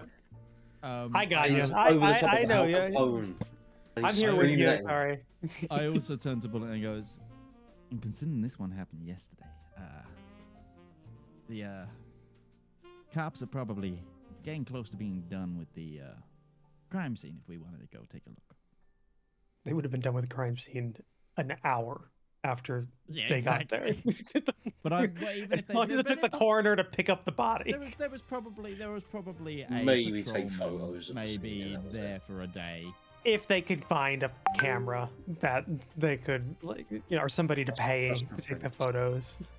But it was probably Princess Benoît. It's Leia. probably got one of the only working cameras in town. Be like I'm a sure college he won't student. mind if we borrow this. A college student or like going like, yeah, you're studying photography. Can you take pictures of the of this murder scene, kid?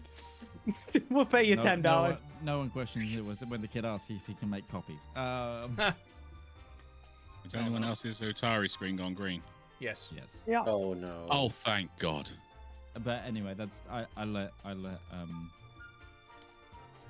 Bullet know that. All right. So we got 2 destinations for tonight. Seems like it. At this point, Lucy's on her 4th cocktail. That is not true. She knows her limit. She knows her limit. Is what she's saying. Whilst there's not Jim certainly is. I know my limit. I'm fine. Don't worry. Don't It's even fine. worry Right. about it. Right. It's fine. We can get on the road as soon as I put this ignition coil back in. Jim, However, fucking hammered. Yeah. Well, maybe not hammered, but he's buzzed. He's more like a buzzed. Churchill.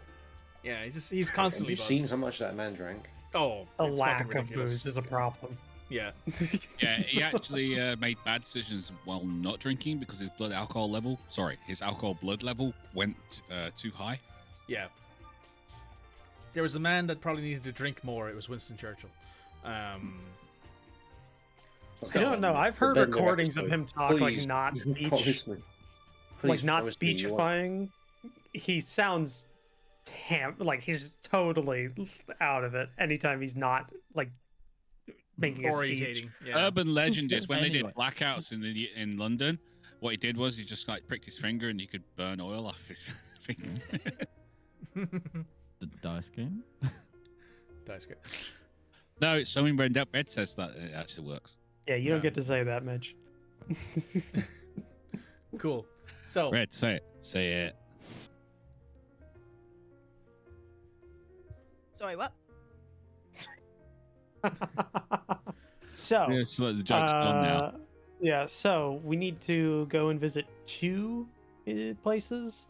We were going to do his apartment and his office. Now that his office is no longer a crime scene per se, we may as well go and check it. There's no point going to see Everard yet because he'll be in hospital and probably getting sewn up. Probably sedated. Or plied with alcohol. Yeah. Or plied with alcohol. So both. Question. Yes. Do we have a way into his residence? Yes. That's not breaking and entering? No. Man, if only I was friends with a judge. Yeah. Which judge? Are we talking Judy or Fred? Judge? You a narc? Are we talking Judy or Judge Dredd? That's the question there. Which one do you want? Why to would they sign up? Dredd, We're in no way a part of the justice Doesn't system. matter. We could not get a No, warrant. no. It doesn't matter. But this is back in the 1920s. Private investigators, it's a private investigation for a private. Didn't get warrants. No. No, they broke in. Fun fact: you technically could apply for one for a private prosecution. You can get court orders here in the UK at the very least. You can. You do not need the Crown Prosecution Service to conduct a criminal prosecution. You can bring a private prosecution, which means you would therefore have all the available tools, including getting search warrants. One would presume, anyway. Strictly speaking, in the letter of the law, yes, you can. You don't need to inform the police that you are actioning a search warrant, and they need to oversee. So we're going to his office. Yes. Go to his office, and then we will let ourselves into his apartment. Yeah. So the office is probably the easier of the two because there's a cop at the door who just lets you in because he knows who you are. He knows you were at the scene where Benoît was killed, where they found Benoît's corpse. They know that Jake Bullet's around. That if he comes looking for something, he's probably there to investigate. So they let all of you in. So. Sinbin, Linden, Lucy, and Schultz, they let in along with Jake Bullet. Okay, we're going in. People, spread out. Linden, stay where I can see you. Cool. Observation checks, everybody. Yeah, make me mind observation checks, everybody. Linden, if you want to, you can. If you don't want to, you don't have to. Given you're being tasked with Ace is staying on her in the way room. home. She's gonna go bed, have a nice sleep. I'm sorry. Ace is having a good night's sleep. Lucy would have said, "Could we stop by and pick up Ace?" Because Ace is very good at this kind of stuff. And it's on the way. And Bullet would have been okay with that because Ace is good at observing stuff and pointing things out. Right, so just observation. Yep, sure, mind observation. So yeah, you pick up. We're going to say you pick up Lucy. Sorry, you pick up Ace on the way, and you explain to her what's going on. Oh no, Mr. Benoît. Did you ever talk to Benoît? I believe she did. Yeah. Jeez. Well, they met at the. She said I was in the same room. I rolled that directly to you there. You did. It's no worries. I can still say. Thanks. So, Jimmy, you rolled 2 successes. Very nice. Modge, you rolled 2 successes. Very nice. Got a 1, 3, and a 6. Got a 1, 3, and a 6. Very nice. So, 1 success. And Jake got 2 successes. Very nice. So, his office is in a fucking state. Definitely been a fight in here. There's a broken chair. There's some there's a 2x4 that looks like it was broken across something. Maybe the thing that hit Benoît in the face. There's some blood. 1 success for Ace as well. No, Ace is not helpful. That's no successes. Oh, yeah. I see. Yeah, sorry. Yeah. I was looking at the total roll, not the individual dice rolls. Anyway, so Ace, you're distracted by the carnage. The room is... It was laid out at one point what looks like quite neatly and tidily with a nice writing office in the middle. There is multiple pens that have been scattered around the place. There's a broken inkwell that's splattered across notes. There's a splattering of blood from where the impact of the plank on what you assume was Benoit's face hit. There is lots of struggle. There's lots of kicked around notes, lots of bruised and battered wood. It's all apparently though in his actual writing area. So the way it is you go into the room. There's a writing area, which is probably where he sat and did all of his research. There's a door on the left and a door on the right. The door on the right you can see is his kitchen because there is a cutout in the wall where you can see his kitchen, and the other side you can assume is maybe his bedroom. The doors inside aren't locked. I'm going to start on the writing area. Cool. You got 2 successes, I believe, wasn't it?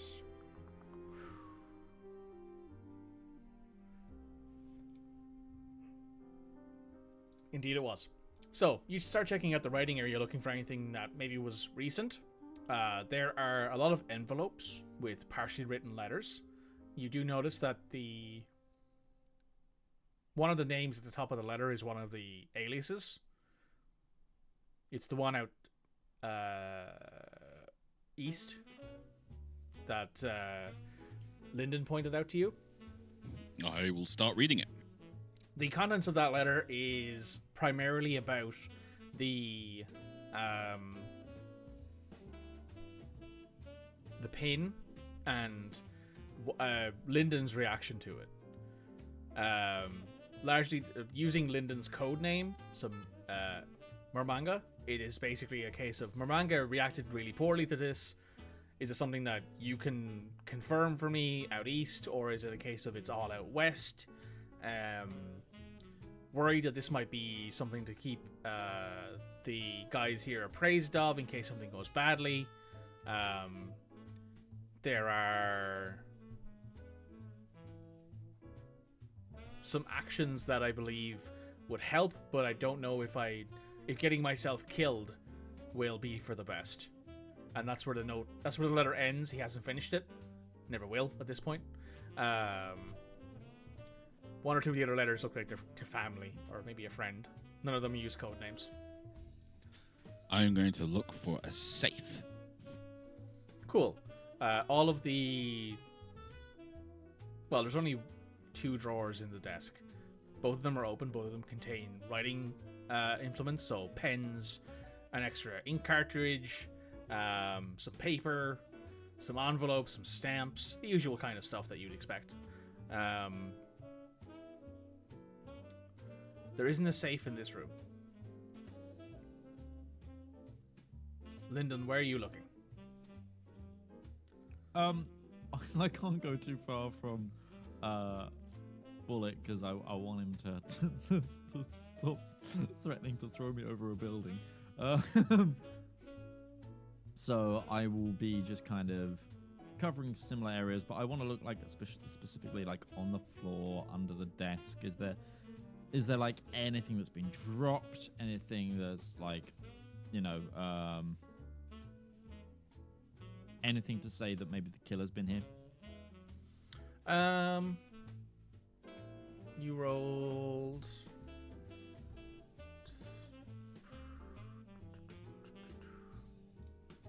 rolled well.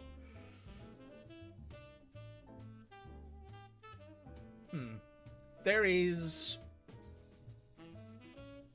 underneath the desk. You notice it specifically as it's lodged, like it looks like something that's fallen and then lodged underneath the gap between the desk and the floor. It is a paper fish.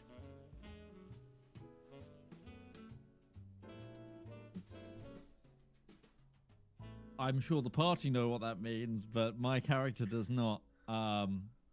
So If I you will. pick it up and show, and Lily sees it, she will gasp.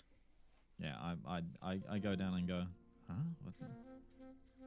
I pick it up from under the desk. So may I see that? He hands it to you. Mr. Bullet. Yeah? Person. Where'd you find that? It was caught under the desk like there. Look for any more. Lyndon, you don't spot any more on the floor or around the desk. Jake, there's none on the top of the desk. Can I make another observation roll, specifically looking for fish? Sure. Yeah.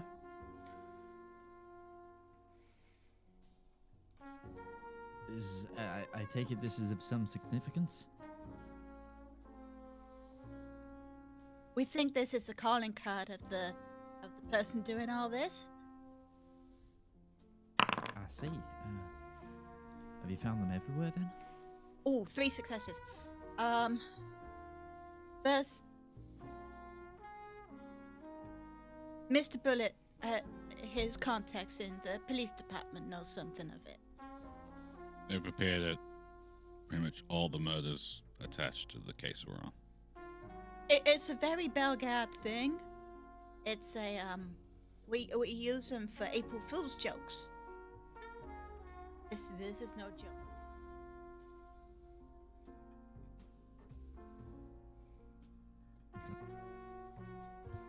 3, Mikey. 3 successes, no worries. Yeah. So you begin to check the exit way and the way out into the hallway. You spot that there are some more drops of blood. They're very small drops of blood, obviously, from the direct impact, and then he was immediately dragged out afterwards. There are scratch marks on the walls from where maybe Benoît tried to grab onto the wall, but there are no fish in the hallway.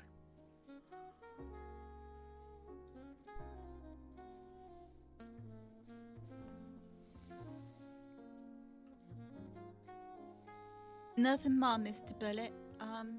I will say if there's anything that requires unlocking and we don't find a key, I might be able to help with that. Alright, well, I'm gonna start going to the other rooms. Sure. So, Dr. Schultz, we didn't get to ask you what you were looking at, so do you want to check the other rooms with your check, since this writing room is basically checked? Sure. Do you want the bedroom or do you want the kitchen? I'll go with the kitchen. Kitchen. So in the kitchen, you immediately start checking, the usual spots, the cupboards and all that. You find his medicine cabinet very easily. Nothing out of the ordinary in there. There is a lower cabinet that does not open. That is quite obviously a cabinet, but you can see the hinging through like the gap in the door and the frame, and there are hinges, but when you go to pull the handle, it doesn't open. A secret safe.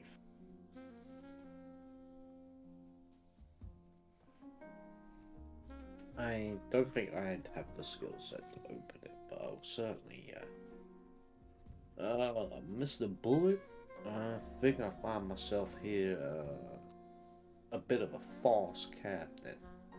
Maybe a lockbox hidden behind of some kind. Okay.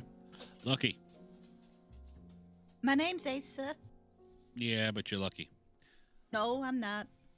Well, for me, you are. Take a look. Is he flirting with you? Is he not? Who knows? No, every time we've found anything of real substance, she's been around. Oh.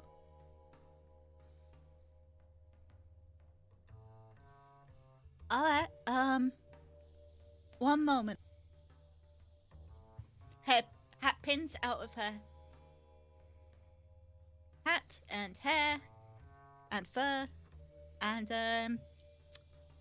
I don't have craft, but I do have sabotage. Sure. Make a, let's say, mind sabotage.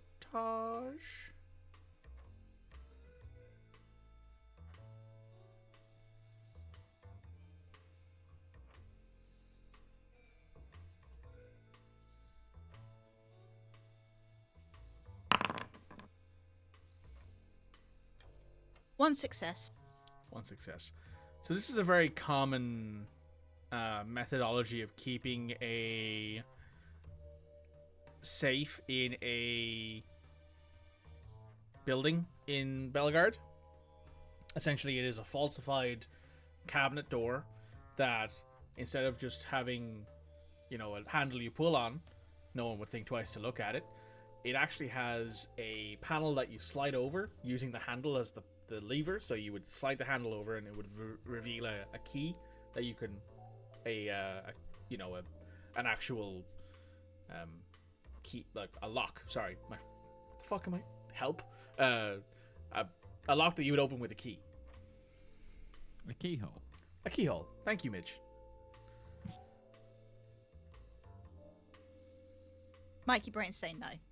Help.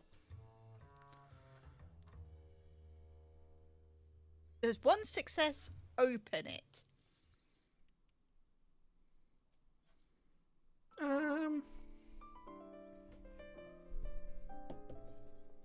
No.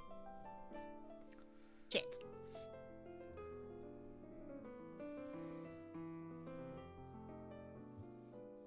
We might need to find the key. I'm not. Simple stuff, but this is tricky. Dr. Schultz, with your 2 successes of searching the room, you continued searching while Ace was doing her little investigation into the door panel, and you open up another cabinet, and there are, you know, it's a smaller cabinet that has a couple layers. It looks like it was like, you know, salt, pepper, that sort of stuff, and at the top of it there is a small gap between the topmost shelf and the actual ceiling of this cabinet, and when you reach up to look, you immediately feel a metallic object.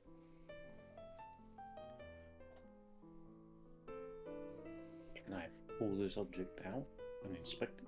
You can. It's a key. Oh, interesting. Should we maybe give this a try? Well, let's give it a shot. You try the key. Turns. Click. Open. Maybe. Thank you, Doctor. Maybe Mr. Bullet was quite correct in his observation of you being lucky. Apparently, I am lucky at everything but cards. What's in the safe? In the safe, there is some money. Not an incredible amount. Looks like it was maybe like an emergency fund in case something went really sides up. There is a dossier, and there is a single action army from maybe 1909, 1910.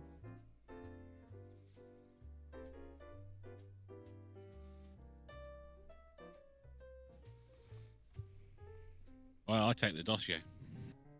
Cool. Well, that was the only. I was going to leave everything else and take the dossier out. So you take the dossier out, you hand it to Mr. Bullet, because that makes sense.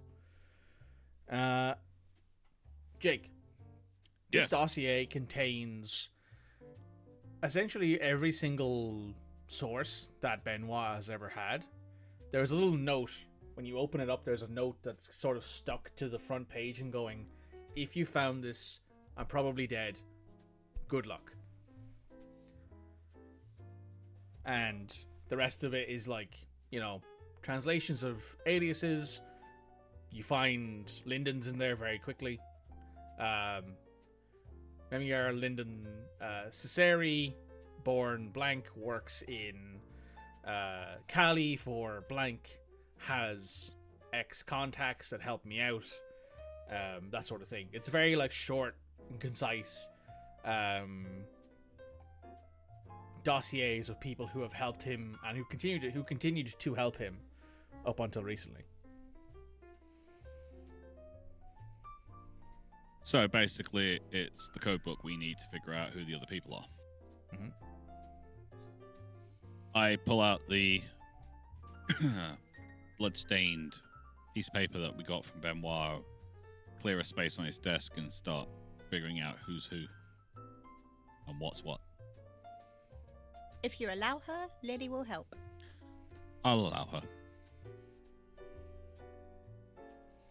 Lily, you're now called Lucky. Yeah.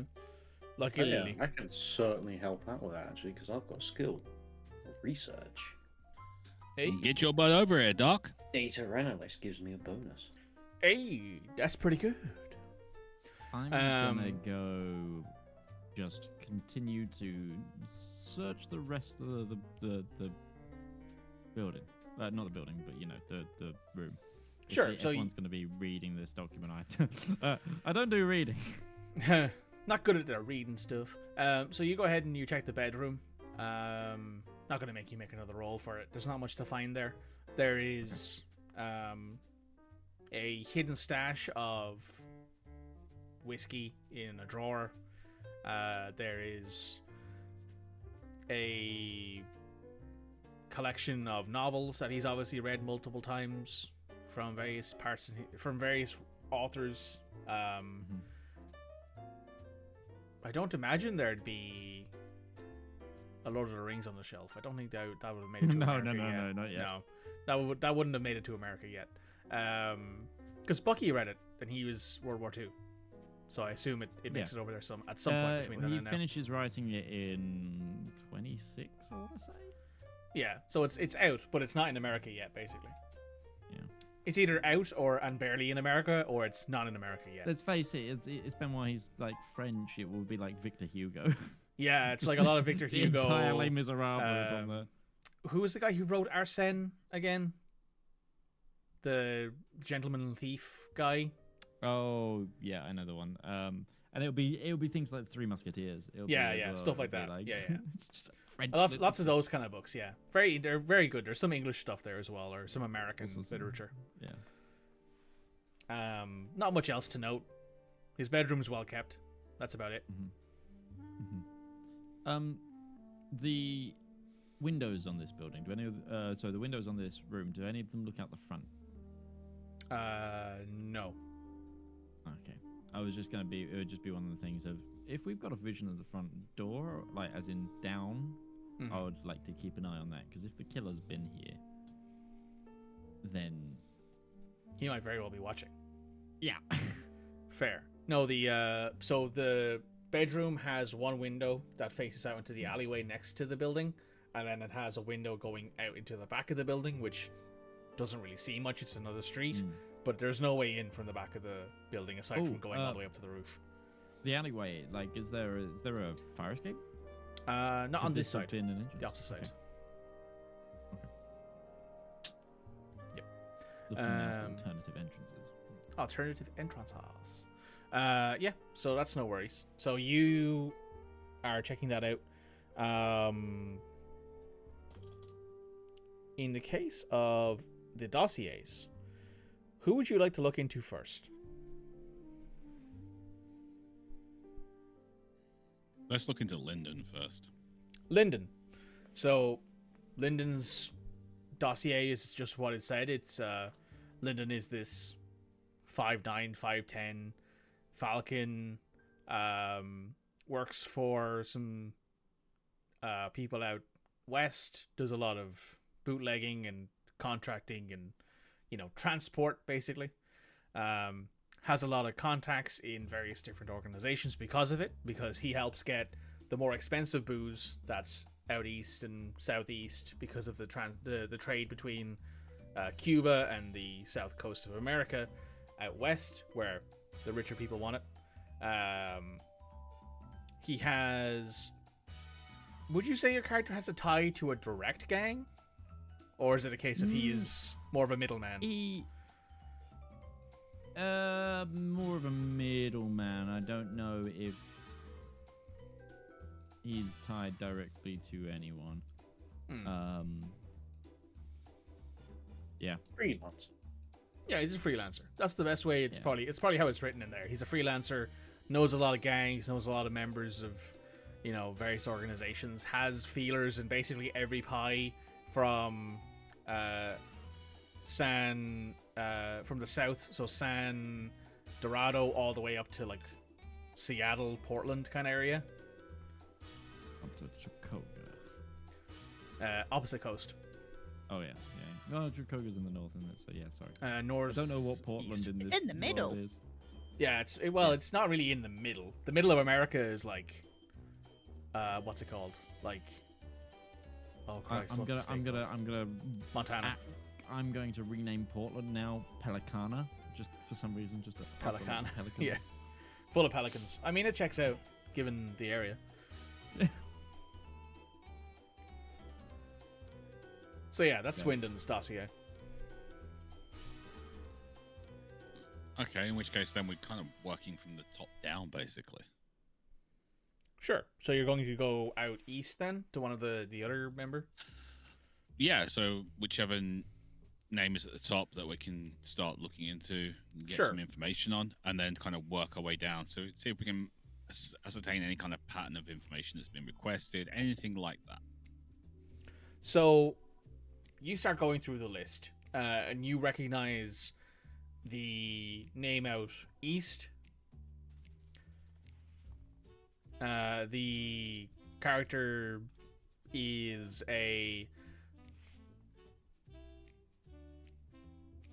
they're not a freelancer. They actively have connections with a local gang. They're basically a made man, and they talk to Benoît because Benoît keeps their name out of everything. The information that's largely exchanged is a lot of like comings and goings between North and South America, like the north half of the US and the south half of the US. There's a lot of correspondence around transport, around weapons, around booze. There's a couple correspondence about an area, about a city called Chicago. You've heard of it. About the city of the Big Gothic, which you've heard of. And like Philadelphia, and even some mention of Toronto in there. But in general, it's a lot of what's happening now, or who's the big hitter, or who's the big swinger kind of situation going on. The latest correspondence is about a upcoming syndicate who have started to spread to the local area and are taking over quite quickly, even though there's been very minimal violence in their takeovers. There's no name mentioned for the syndicate.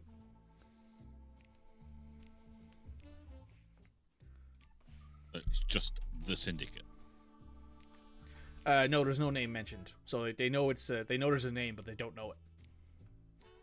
It's not the one from out west, though. It's a different one. Yes. So basically, they put no effort into the naming at all. Right. Well, they have a name. They just don't know it.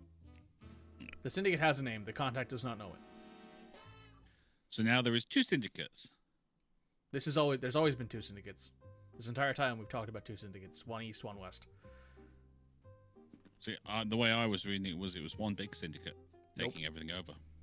Two different ones.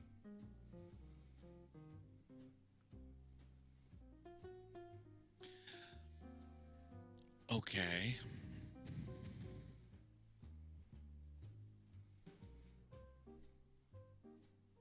So, move on to the next guy then.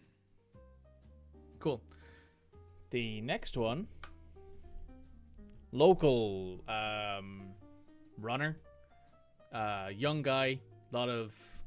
He does a lot of work for the gangs because he needs to pay for bills, obviously, but he's not directly connected, and is willing to give Benoît information because Benoît also pays well.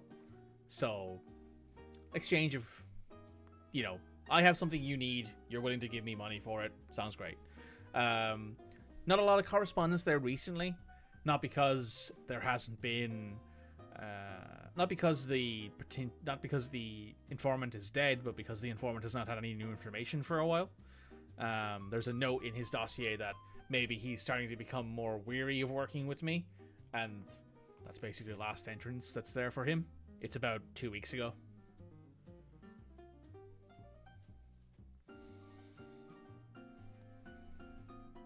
Is he out east or out west? He's local. He's local, so... And we're kind of the middle of the country, really, aren't we? Yeah, you're as close to the middle as you could get without being in, like, East Texas, basically.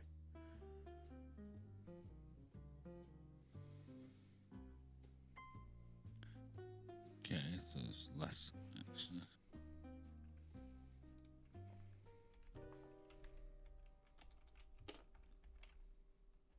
Guys. Uh-huh. I'm starting to think it's a corrupt cop.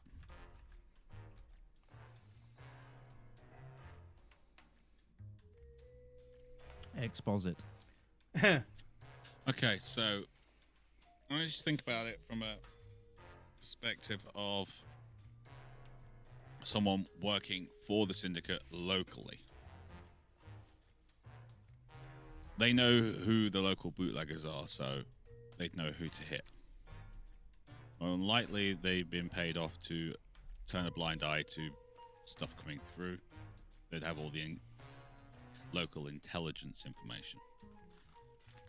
They throw in a fish from local culture to make people think it's something to do with issues or whatever, and they're inside the investigation, so they're able to make sure that they're not being picked up. They'd also be able to source a weapon without...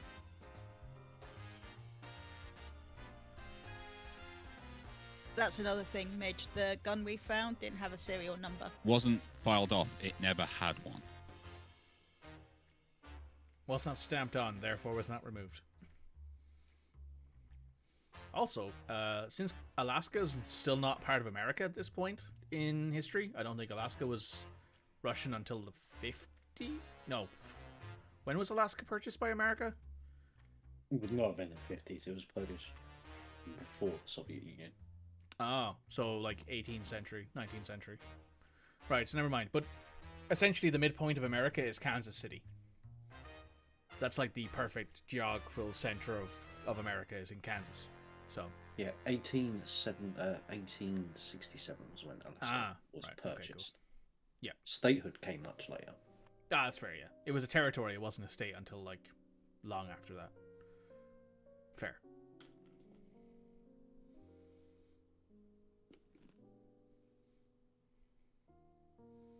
Use the fish to hide the syndicate's involvement. You can use it also to. So do we think it's a cop working for one of the syndicates, or do we think it's a cop trying to shut them down? No, I think it's working for one of the syndicates. More likely, I'm starting to lean towards the East Syndicate, given the fact, just what we heard, they've started to quieten down. They wouldn't need to make moves. They've already making their moves via proxy. But the East one is non-violent. Until you run up against someone who won't listen. As non-violent as they have to be. As they can be. Sorry. They are as non-violent as they can be. So they're not gonna... I wouldn't say they're... I think it's the West Side. Because they've got a known history of violence, and rather than having a conversation, and a, shakedown, they'll just straight out kill.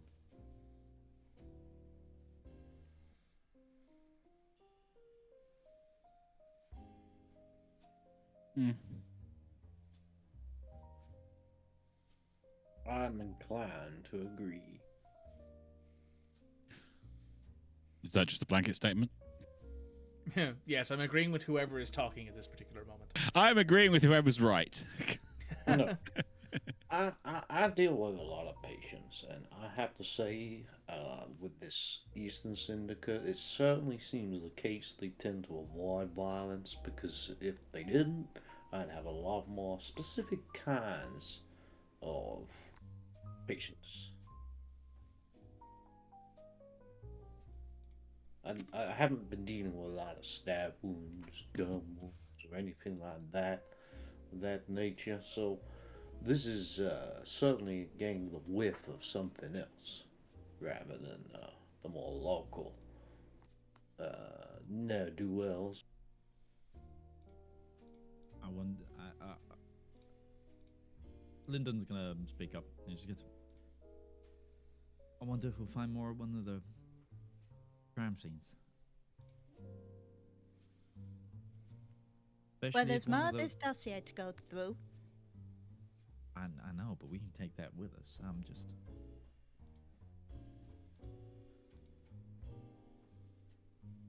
Alright, well, let's take one more look around here. We can work on this back at my office.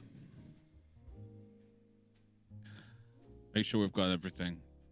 We'll then take a trip over to Benoit's apartment, see if we can find anything there. Unlikely, but you never know. Is this his apartment as well? This is 'Cause his there's apartment. a kitchen and a bedroom. This is his apartment. Yeah. Yeah. His office is the one Where he died. Yeah. So this also means the killer was at his home. As a note. Yes. This Killer isn't came where Benoit died. This means the killer came here too. Or May that's have grabbed him there. or that's a. I mean, does it look like there's a struggle and then here? took It doesn't, him. does it? No, sorry, There wasn't struggle. There was scrap. I realized that Oh, okay. I realized at this point that you guys are at his home office, not the office. So there shouldn't be a struggle here, but it does look messy. It looks like someone has been here and messed the place up, and you should have found the fish here. That is correct. That you should have found that there, and you should find the dossier with the notes in it. He keeps those here because it's safer keeping them close to home compared to keeping them in his office where people could break in at any point. Okay.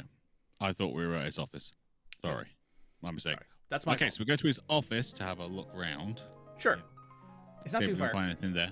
And then we will go and take a look at one of the crime scenes. Sure. So office first, I suppose, right? Yes. Cool. You head there. The cop at the door gives you a quick nod. You jump by. Lucy jumps into the car, drives you to the office. When you arrive at the office, there are more cops here because, this is where the actual violence was happening.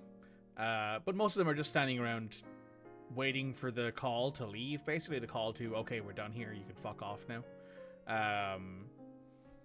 They don't stop you once you make yourself aware. Once you make yourself known to them, they are fine with you heading on in.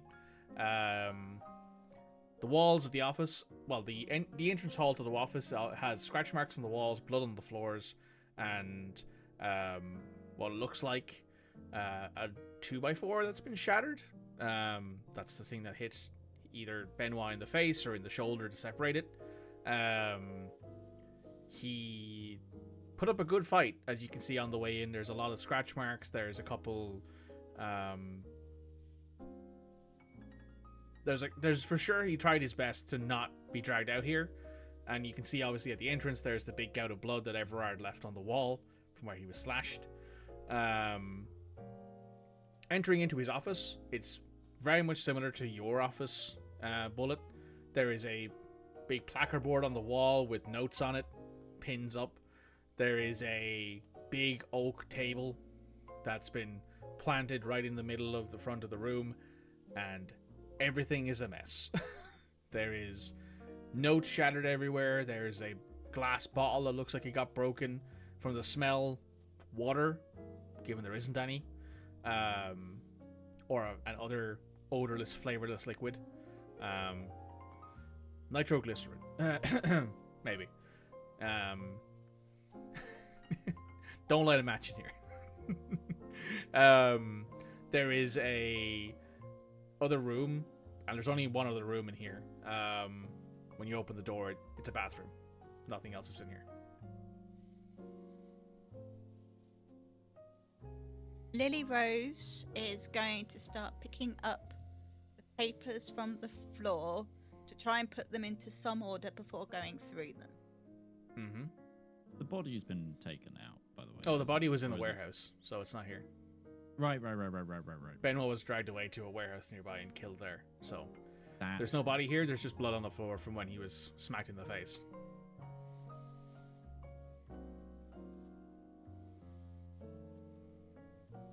He always had his notebook. Is it around?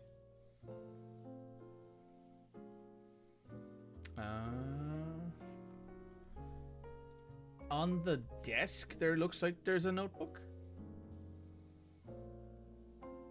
The one you recognize is the flip open one.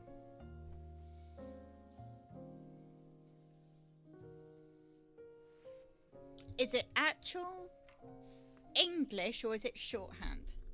It is... What would Benoît write his notes in? It's a good question. Midge, what would Benoît write his notes in? It'd be like French and shorthand, most likely, being a journalist. So yeah, it's not in English and it's in shorthand. There you go. Nope.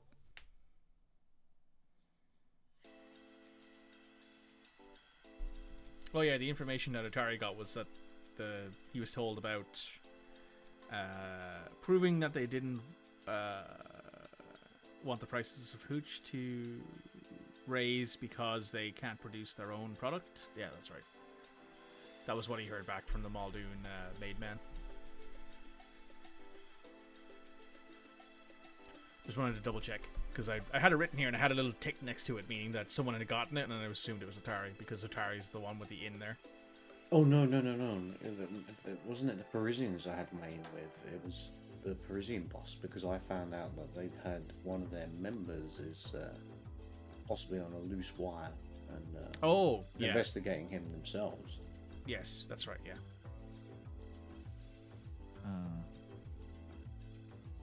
Does anyone's character speak French? Not in this campaign.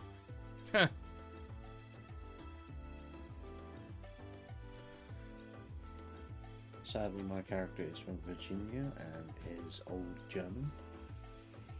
We think. Not Cajun. Do you think maybe Everard knows how to read Benoit's shorthand when he wakes up?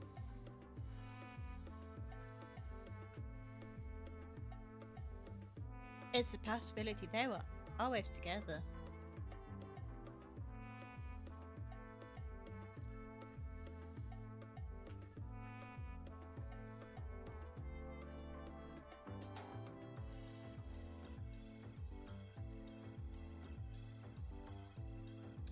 Right, I'm going through.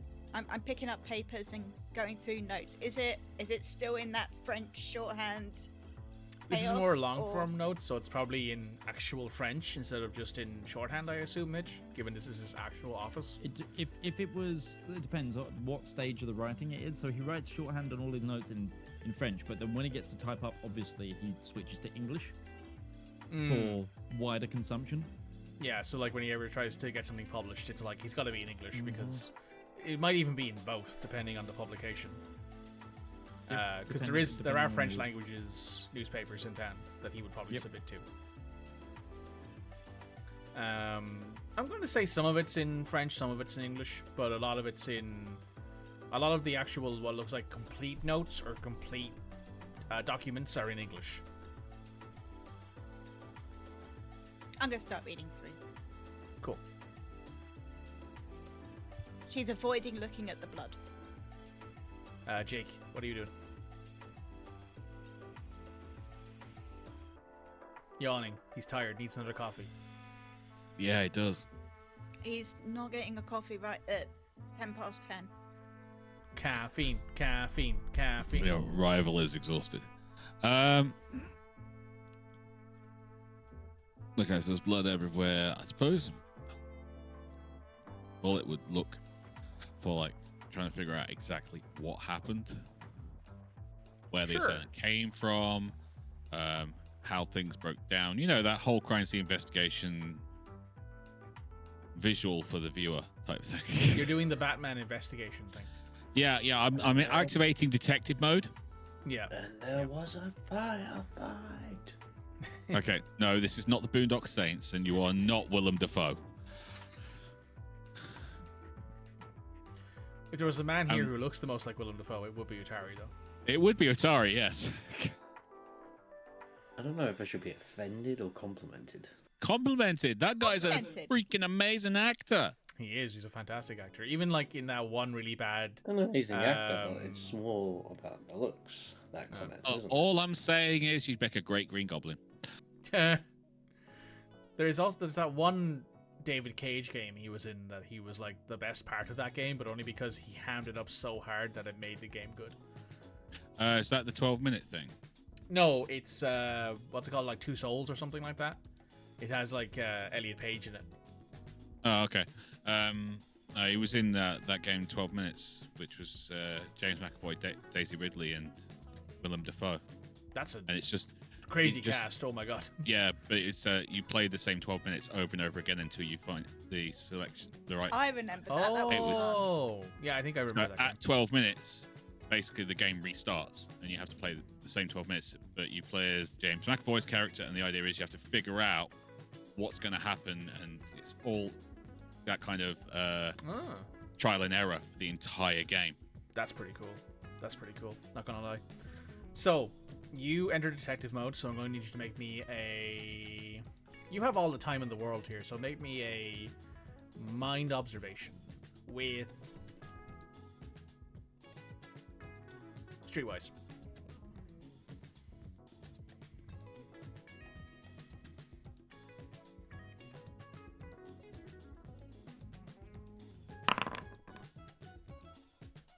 That would be 3 successes. Very nice. Excuse me. So. Ooh. That snack I had at break time is repeating on me. So, you check out the area and you sort of put it into your head what probably happened here. It looks like Benoît entered his office, was doing some writing on his typewriter. As you can see, it's been sort of flung across the room, but there is a fresh sheet of paper into it with some words typed on it in French. At some point, somebody entered the room, possibly carrying that 2x4 already. And when Benoît stood up from the desk, he got whacked across the face, as you can see from the blood splatter on the wall where the bathroom door is. At which point, a fight ensued. There's a lot of struggling, papers thrown around, desk is in disarray, the typewriter's tossed over. You can see that there is a sharp impact on the wall, possibly from maybe a head or a shoulder from the shape of the contour. Not sure if it's it's probably Benoît given the height, especially if it's the shoulder. Maybe less so if it's the head.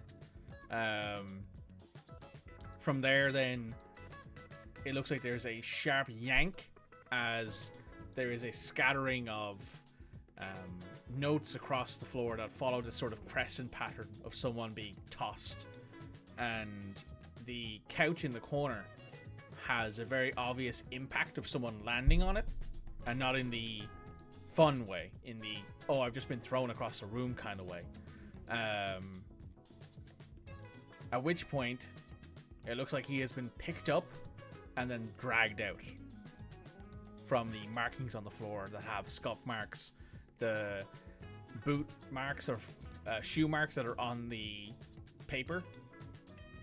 And at that point, Benoît's gone.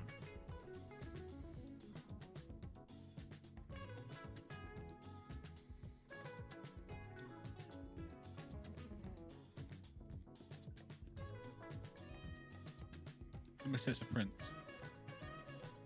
Prints? How many sets? 2.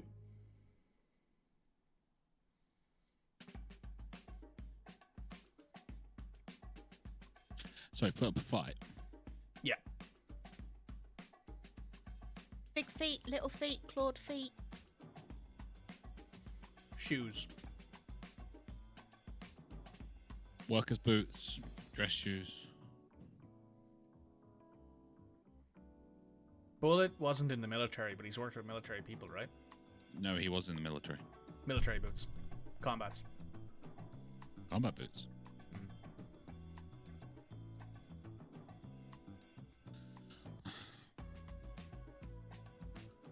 And while Benoît was in here, Everard was also in the room. Sorry, repeat that. Well, I'm assuming Benoît was in here, then Everard would also be in the room. Everard was not in here because Everard was attacked on the street. Everard does not live here. No, but he's his bodyguard. Bodyguard, good friend. He's Has nipped needs. out. Yeah, he nipped out for a pack of smokes or something. Got to make sure you're hitting your prescribed number of cigarettes a day, you know? So, means that Benoît was probably being watched for a while. You're going to let the alligator go away before you attack someone. Wait for them to be split up. You're going to give yourself the best opportunity to succeed. And Everard was a soldier. He's big. He's tough. Catching him off guard on the way out is probably the best situation to be in. Everard was a soldier? Yeah, Everard was in World War One. He have won combat? He was wearing something similar to those, probably, yeah. Butch. Wait. My character has not met Everard, so I can't follow up on that line of thinking.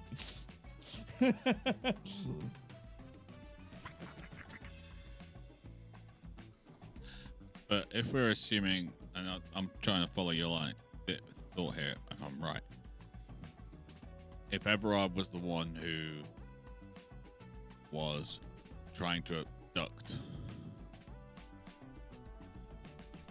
then he's outside with a massive slash down his side. How did he get Benoît all the way to the warehouse and then stab him 27 times and cut his throat? Maybe the stab is self-inflicted. Stab, stab, stab, stab. Get to the phone box.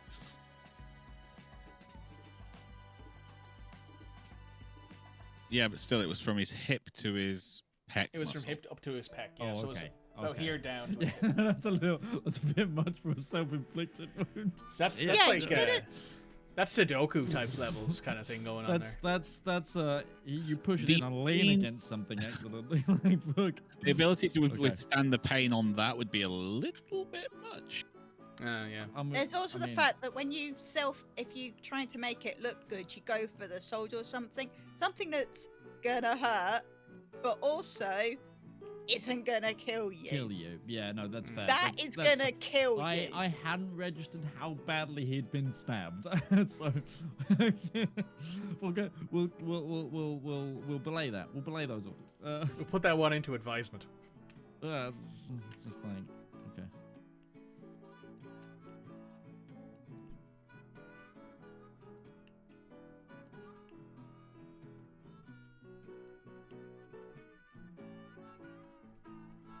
Okay. Two people. And we'll fought back. Probably a base and shoulder dislocated at the same time. Head rammed into wall. You said he was typing on the typewriter. What was on the paper? It's French. Take the paper. I was thinking, Mr. Bullet, Yes. maybe the lady knows some French. She's a lot of the locals around here. Yeah. I was going to take it back to the Amethyst Eye, see if she could translate it for her.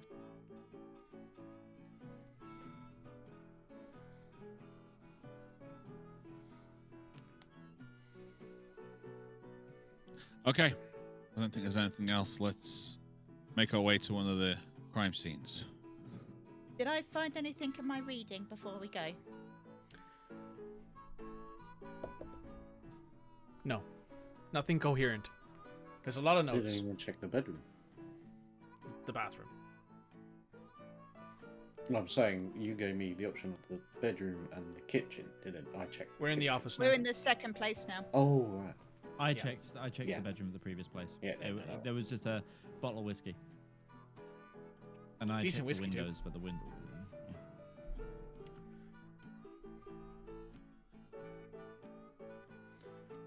So Okay, which? we've got where Benoît was dragged to, and we've got the guys that were killed the previous day to go check out. The pillar gang lot. Yeah, we can do that after, but we're first going to check. You have a unique information set to help. Ah.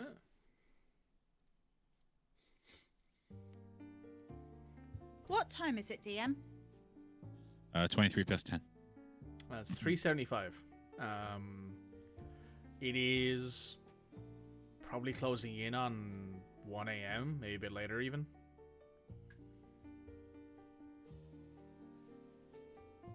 Ace yawns hard. But we'll do that tomorrow. Let's everyone get home, get some sleep. I'm available from 5. You got anything? Let's just That's get you all. home first. Thank you, Lucy Mr. Bennett. will drive you all home. Lyndon, you've put yourself up in a moderate, hotel, motel, Holiday Inn, which Lucy drops you off at. Everyone gets home for the night.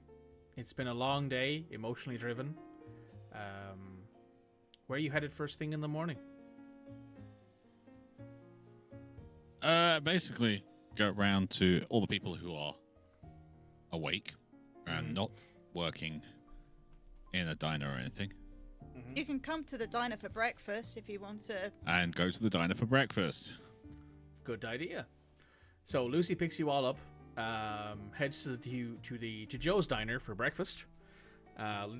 Lyndon, you've not been here before. It is a dining cart from a train that's just been plopped off the rails and turned into a diner. Okay.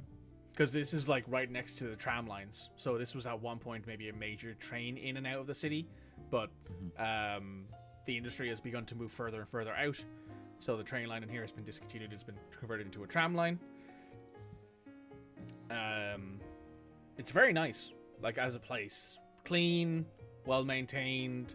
Food smells good. Coffee smells even better somehow. It's a Turkish blend. There is a. Did you say this is a Turkish blend? Yeah, that's a Okay, joke no. from. It's That's an an in-joke that you weren't here for. Oh, Yeah, it's a okay. joke. But either way, if it is a Turkish blend, Lyndon definitely doesn't drink it. Linda's like poison. So you as a falcon of Albanian descent, that is not good for him. No. brings back some old memories.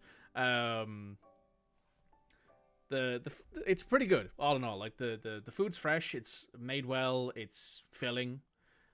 The coffee is energetic, I suppose, energizing. And it's served to you by Ace. Good morning, all.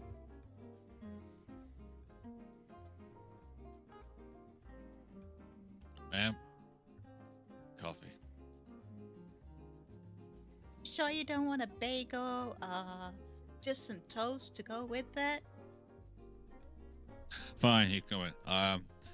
Ham, eggs, hash browns. I want the full breakfast. Mushrooms. Those bean things you do, those are nice. And just leave the pot. See, now that's a proper meal. Now, Mr. Linden, what will you be having? Oh gosh. That's very much his reaction in character. Yeah, it just suddenly becomes British. Oh, what gosh. What kind of pies you got on today? We got cherry, apple, too early for pumpkin. I'll take an apple pie. Would you like cream, ice cream? I'll take cream. Coffee? Is it Turkish blend? No, absolutely not. It I'll is take in a pot. I will take a cola if you've got one. Sure. And Is Dr. the Schultz. doctor here? Or is the doctor in his office? The Schultz is here. The Schultz is here. The Schultz is in. I'll have some eggs Benedict on toast, please. Sure thing. And I'll get you your usual, Miss Lucy. Food is brought to you guys. It's not super busy this morning at the time that these guys have shown up, so you can kind of hang around their table if you want to listen in while they're talking. Is Benoit's murder in the paper? Yes. Splattered all over the front page, much like his blood. I will bring over a copy of the paper as well. Cool. Headline is local reporter found bloodied. And it's basically it's a fairly quickly written, annotation on who Benoît was. There's like some stuff in there about maybe he got involved with something he shouldn't have been. Fairly speculative stuff that would happen after someone of rapport has been killed in a town right at this point in the world, basically.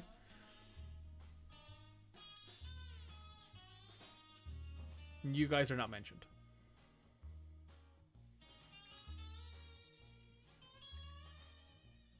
You folks going to see Everard today? That's the plan.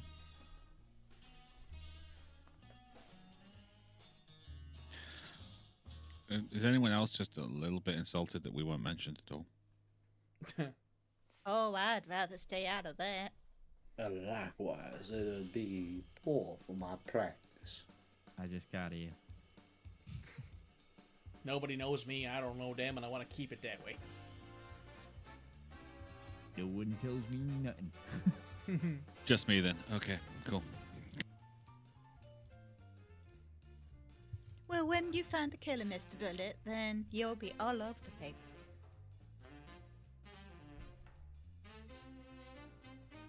Lady's not wrong. Alright. Well, in the light of day, let's go check out one of the crime scenes and then we'll go talk to Mr. Everard. Cool. Which one are you going to first? Well, I've already looked at the one at Amethyst Diet. Let's take a look at one of the ones previously. The most recent previous one. That would be the Pillar Gang plus the Pillar Gang plus the 2 civvies in nearby.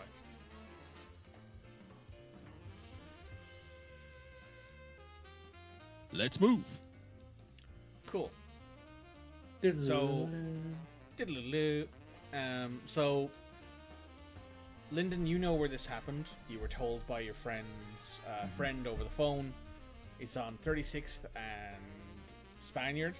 They are pretty far out on the east side of the city, but it's not hard to get there because you have a motor vehicle to bring you there. It is an underslung maintenance area that people are they stay away from it unless they're Pillar Gang or they're, city maintenance, which people would argue the Pillar Gang and city maintenance are the same thing, which they probably are, to be fair. Down there is like a small sort of platform area where people will probably meet, and then there's this big platform connecting to various support pillars around, and truncheons, and what's the phrase? The Utari would know this. The like beams that go from a support beam out to a platform, like that shape. This is your support beam. This is your like a crossbeam. Oh, yeah. No, brace. A brace. Braces. Thank you. Braces. Or a cantilever, if it's going from like a straight face up into that'd be a cantilever beam. Otherwise, it's a brace beam. It's a brace beam. So there's like brace beams that lead up into the ceiling. There are more obviously around areas that need them. So like the buildings tend to have a lot more braces. The streets have a lot more braces, but they are all maintained very well. Looking down, there's maybe a 4 or 5 foot drop into what looks like slow running, thick mud that has old wooden buildings and the truncheons and supports and everything falling into it and being sucked into the thick, heavy mud.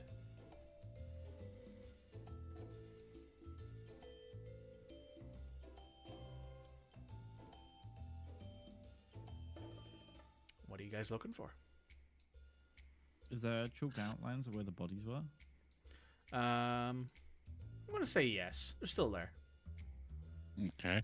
Remember, I'm going to go all wolf-like I did at the last thing, and see what I can smell and sense out. Gunpowder. Wolf-like prowess. Yeah, gunpowder for sure. Gunpowder on the air. Your woofy senses are tingling. The woof senses. There's gunpowder, there's blood, there's treason and plot. Remember the 4th of November. So around the bodies there is that, that stingy metallic coppery tinge of blood, and also that stingy sulfuric acrid burn of gunpowder. One of the bodies has a decidedly harder smell of gunpowder. You assume this was maybe the bootlegger who probably fought back. From the shape of the body, it looks like he was beside one of the support pillars on the platform around it to keep maintenance on it. Was leaning out, shooting back, and then got shot because he is half hanging over the edge of the platform. The other two bodies look like they were either hiding or attempting to run away. And in this case, there was they were probably pillar gang as well, in that they were maybe down here actually doing maintenance. But when you start to look around and smell, you can smell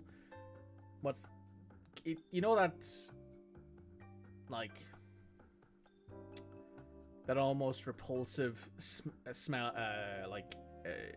hit that you get when you smell absinthe or a really strong proof alcohol. Yes. You get that. And as you follow it around and you look down, you see there is a building that has sunk into the mud a little bit. But unlike the rest of them, this building is fairly level and looks like it's moderately well maintained.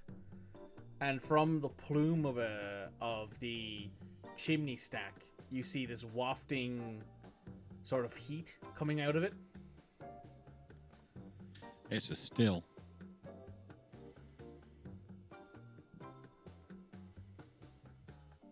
Well, I guess I know where I'm going next. There is a way down. There is a elevator. There's always a way down. It's called gravity. Jumping. Yep. It's called gravity. I mean, honestly, jumping into that mud down there probably wouldn't be the worst thing in the world. Getting out of it would be a lot harder. All right, I'll make my way down. Cool. There is an elevator that you can take down. It lets you out close enough that you don't need to worry about falling into the mud.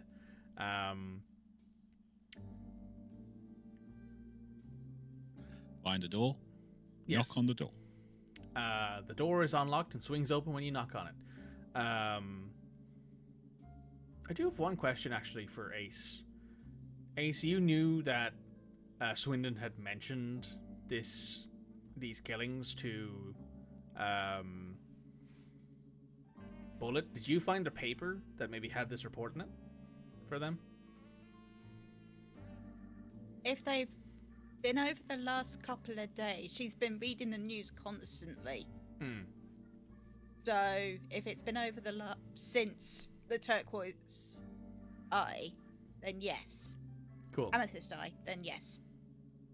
So this killing was noted as having 3 of the calling cards, 1 on each body. There is a belief that this person showed up and just wanted to do some killing and did, because so far there's been no real rhyme or reason to their targets, at least outwardly. Back to the still. The door swings open, and in there is those big booze bottles with the X's on them because there's nobody else here though. You can see that there is a still sitting in where the fireplace would be that is ticking over very low right now.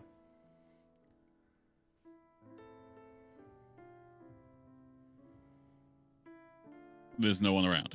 Nope. Can I have flapped down? You can. I want to look in. So you take a look around as well. Excuse me. There is the telltale signs that people were here recently, maybe 2 days ago. The still looks like it's dying down, like it's been there unfired, like unfueled for a couple hours, maybe a day at most, maybe 18 to 20 hours. And it looks like a lot of things in here are being shifted out. Like a lot of things are starting to be moved out of the building. From what you can see, there is all of the bottles of alcohol have started to be packed. There is a bigger wooden box that you can assume is for the still, from the shape and the structure of it.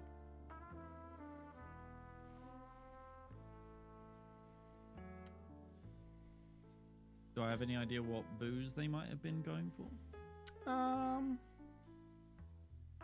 You've been around booze long enough and have done enough work in that situation to say yes, it's definitely some kind of grain alcohol, like a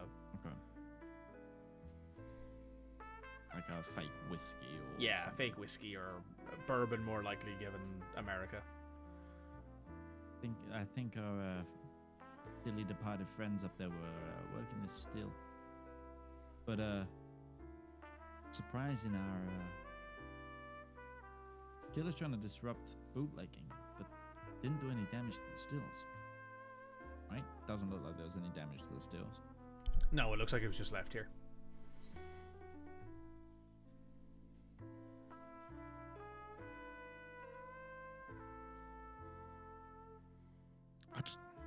So they've abandoned the still. Is there any markers to suggest who the still belongs to, like colors or anything like that? There's the Pillar Gang.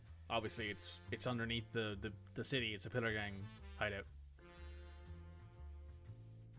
This is the only place in town where the Pillar Gang will brew, because it's out of the sight of anyone. There's nobody else who's willing to come down here and risk dying in the muck.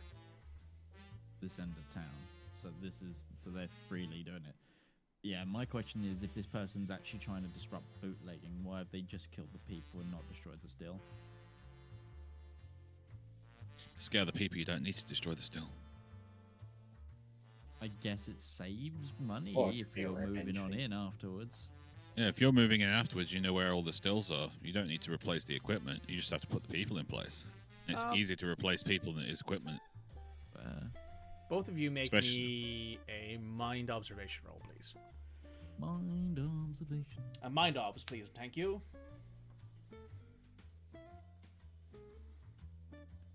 Am I observing something in particular, like things happening around me, streetwise type things? You can make streetwise for sure. This is a criminal element, and so can you, Midge. So you can make mind obs streetwise.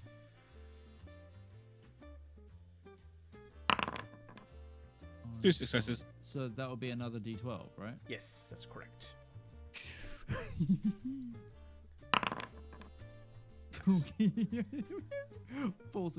No, 3 successes. No, 4 successes. You're right. The 4 is a success. It's 3 or below that isn't a success. Oh, okay. And Jake got 4 successes. 2. Okay, so you both noticed this immediately. There is nothing left here. So you don't spot a fish. You don't spot a calling card. You don't spot anything really that notes that this is being marked for requisition or conquest by the killer. So you'd assume, let's say, if this killer was working for the Syndicate out west or out east, they would leave something behind to dictate that this is a good still that we can use when we eventually take over the area. There's nothing that you guys can spot. And it's a very common tactic back when territory was changing hands all the time at the start of the Prohibition era, and stills were constantly changing hands, people would leave a calling card behind to be like, this is our territory now. And that would be respected at least until certain things would happen and there would be another exchange of territory. But there's nothing here.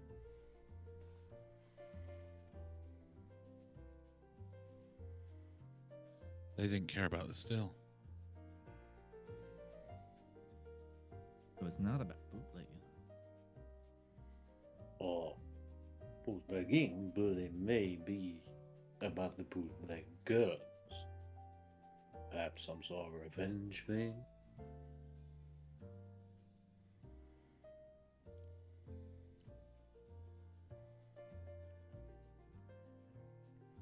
We need to know who the victims were. Their names.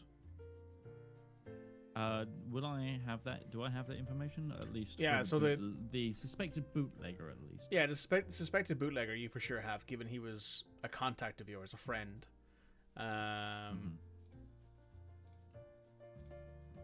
His name is Harold Abidi. He was a horse. He used to live out west, moved out here largely because west was a bit too far from home. His initial family are in the Kansas area, the big wide open plains. And he moved back here a couple years ago, but kept in contact with you because he knew what he'd be doing here. He knew the kind of jobs he'd have to get into. And he kept in contact with you and did a lot of things. The other two, name is Russell Polkilov, a bear, and Matty Gill, an armadillo.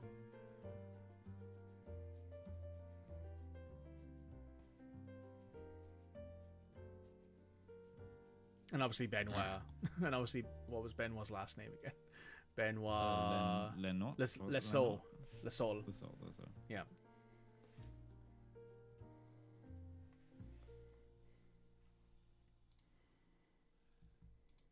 Alright, so they don't care about the still.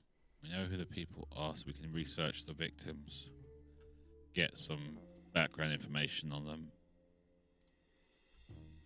The way I see it is one of two things. Either this is one of the syndicates trying to disrupt the trade so they can move in and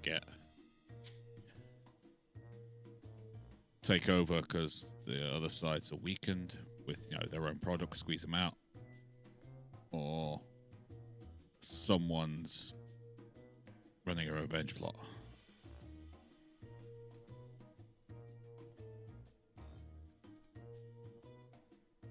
Right now, until we've researched those people, I don't see what else we can do. They've abandoned this still. Could try and talk to the fellas. You could do. See what else we can dig up. They might talk to us. But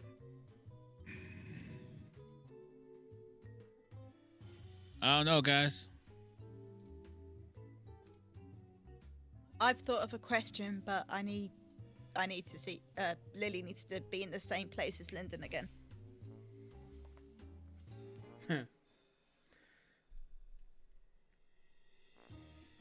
That the girl at the diner, can't she take some time off work if she's gonna be helping you?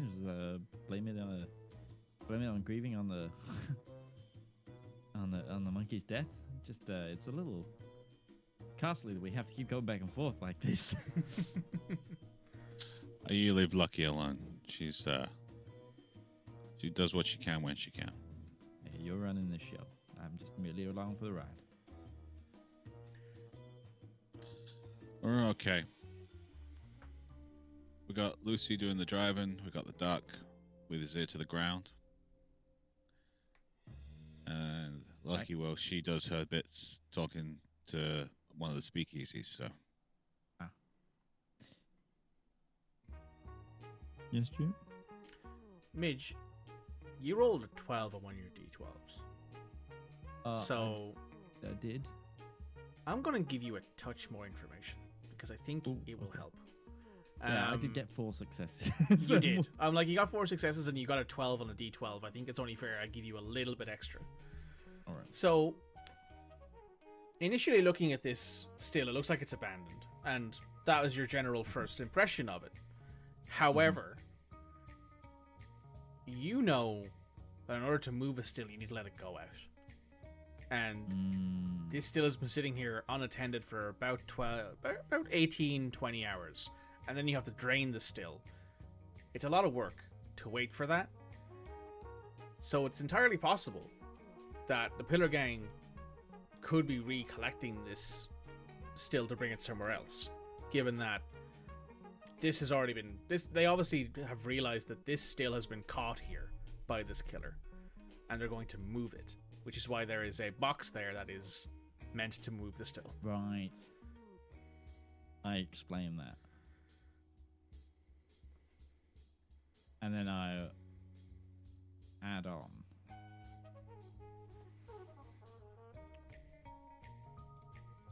If they're gonna move this, I'm saying this as Midgeman now as well. If they're going to attempt to move this, that'll draw more pillars here.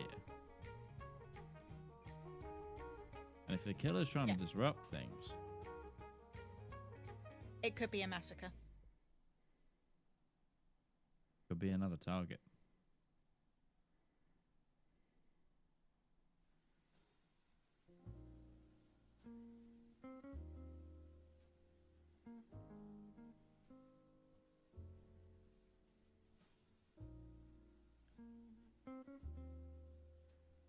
All right, we need to talk to the pillars. I got a friend. I can talk to the pillars. I can get us a seat. As high up as you can. Yeah. I don't want to ask questions and they'll have to talk to someone else before I can get an answer. I gave them some discounts in the past. I'll see what I can do. Appreciate it. I'm gonna go find another payphone. Oh, yeah. We've got time. We've got maybe a week. Maybe. So, with that bombshell, I think we shall end the session early today. It's only 10 minutes early. So, big shout out to everyone here, of course. Shout out to Commissar Roach at Commissar Roach on Blue Sky. If you want to check out their content, they post miniature painting. They are very active over there. Please check out Midgeman at midgeman.tv, either on YouTube, Twitch.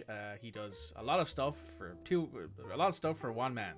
Works too damn hard. Does way too many things. I'm back, baby. He's back, baby. Please check him out. Does a lot of work. Great stuff on YouTube. Great stuff on Twitch. Please also check out Rival and Red from RivalzoneGaming. You can find them on YouTube. You can find them on Twitch Friday, Saturday, and Sunday every week. And also, please be sure to check out Utari Onzo. You can find him on his Discord server. You can share your miniatures there. He will comment on them and let you know what he thinks of them. He'll think they're all cool, though, because that's just the kind of guy Utari is. And for me, you can find me on Twitch at SurelyOnlyMikey, on YouTube at The Long Play Gamer. Please check me out. It's been it's been a lot of fun making content online. It's been really fun running this game, and I'm glad everyone's enjoying it.